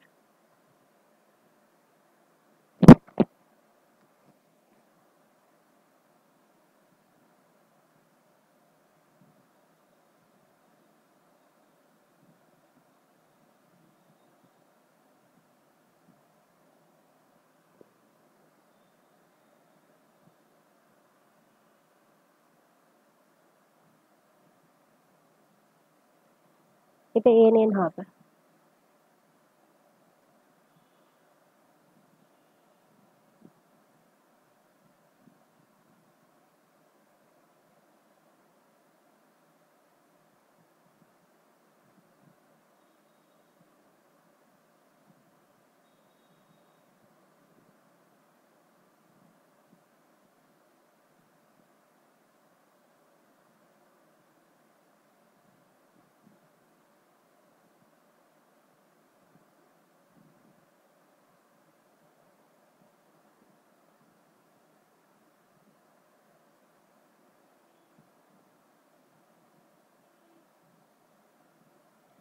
এখানে কি বলছে যে in a random mating population 600 capital N capital M blood group। আচ্ছা এখানে MM, আচ্ছা 600 হচ্ছে MM ব্লাড গ্রুপ আর 300 হচ্ছে MN ব্লাড গ্রুপ, 100 হচ্ছে NN blood group. If the population is in Hardy-Weinberg equilibrium, what are the frequency of M and N allele? ঠিক আছে, প্রথমটা আসছে 0.25 যেটা আসছে এমএ। আচ্ছা আচ্ছা, তা দেখি এখানে কি হচ্ছে, যে কি দিয়েছে 600 হচ্ছে MM, 300 হচ্ছে MN। এটা হচ্ছে 0.75। আচ্ছা চলো দেখি তাহলে আমরা এখানে কি হচ্ছে যে বার করতে বলেছে ফ্রিকোয়েন্সি অফ এম, মানে এটা হচ্ছে পি হচ্ছে 600 হবে প্লাস 300/2 বাই টোটাল করলে মনে হয় 1000 হবে, 6 7 10, হ্যাঁ 1000 হবে। তো এখান থেকে ক্যালকুলেশন করে কি আসছে, এটা হচ্ছে তোমার 750/1000। ওই জন্যই বললাম 0.7। হ্যাঁ, তো এটা হচ্ছে 0.75। তারপরে সেম ভাবে এন এর ফ্রিকোয়েন্সি বার করতে হবে, এটা হচ্ছে কিউর ক্ষেত্রে কি হবে 100 প্লাস 300/2 বাই 1000। তো এখানে আসছে তোমার 250/1000, 0.25। ঠিক আছে, তো এইগুলোই চেয়েছে এম অ্যান্ড এল অ্যালিলের ফ্রিকোয়েন্সি। এত কিছু না করে এখান থেকে তোমরা আরেকভাবেও করতে পারতে ডাইরেক্ট, যে তোমরা এখানে পি পেয়ে গেছো, তাহলে কিউ ইকুয়াল টু কত হবে? Q equal to 1 minus P করলেই হয়ে যাবে। তো মানে 1 মাইনাস 0.75 ইকুয়াল টু হচ্ছে 0.25। এত কিছু না করলেও হতো। ঠিক আছে।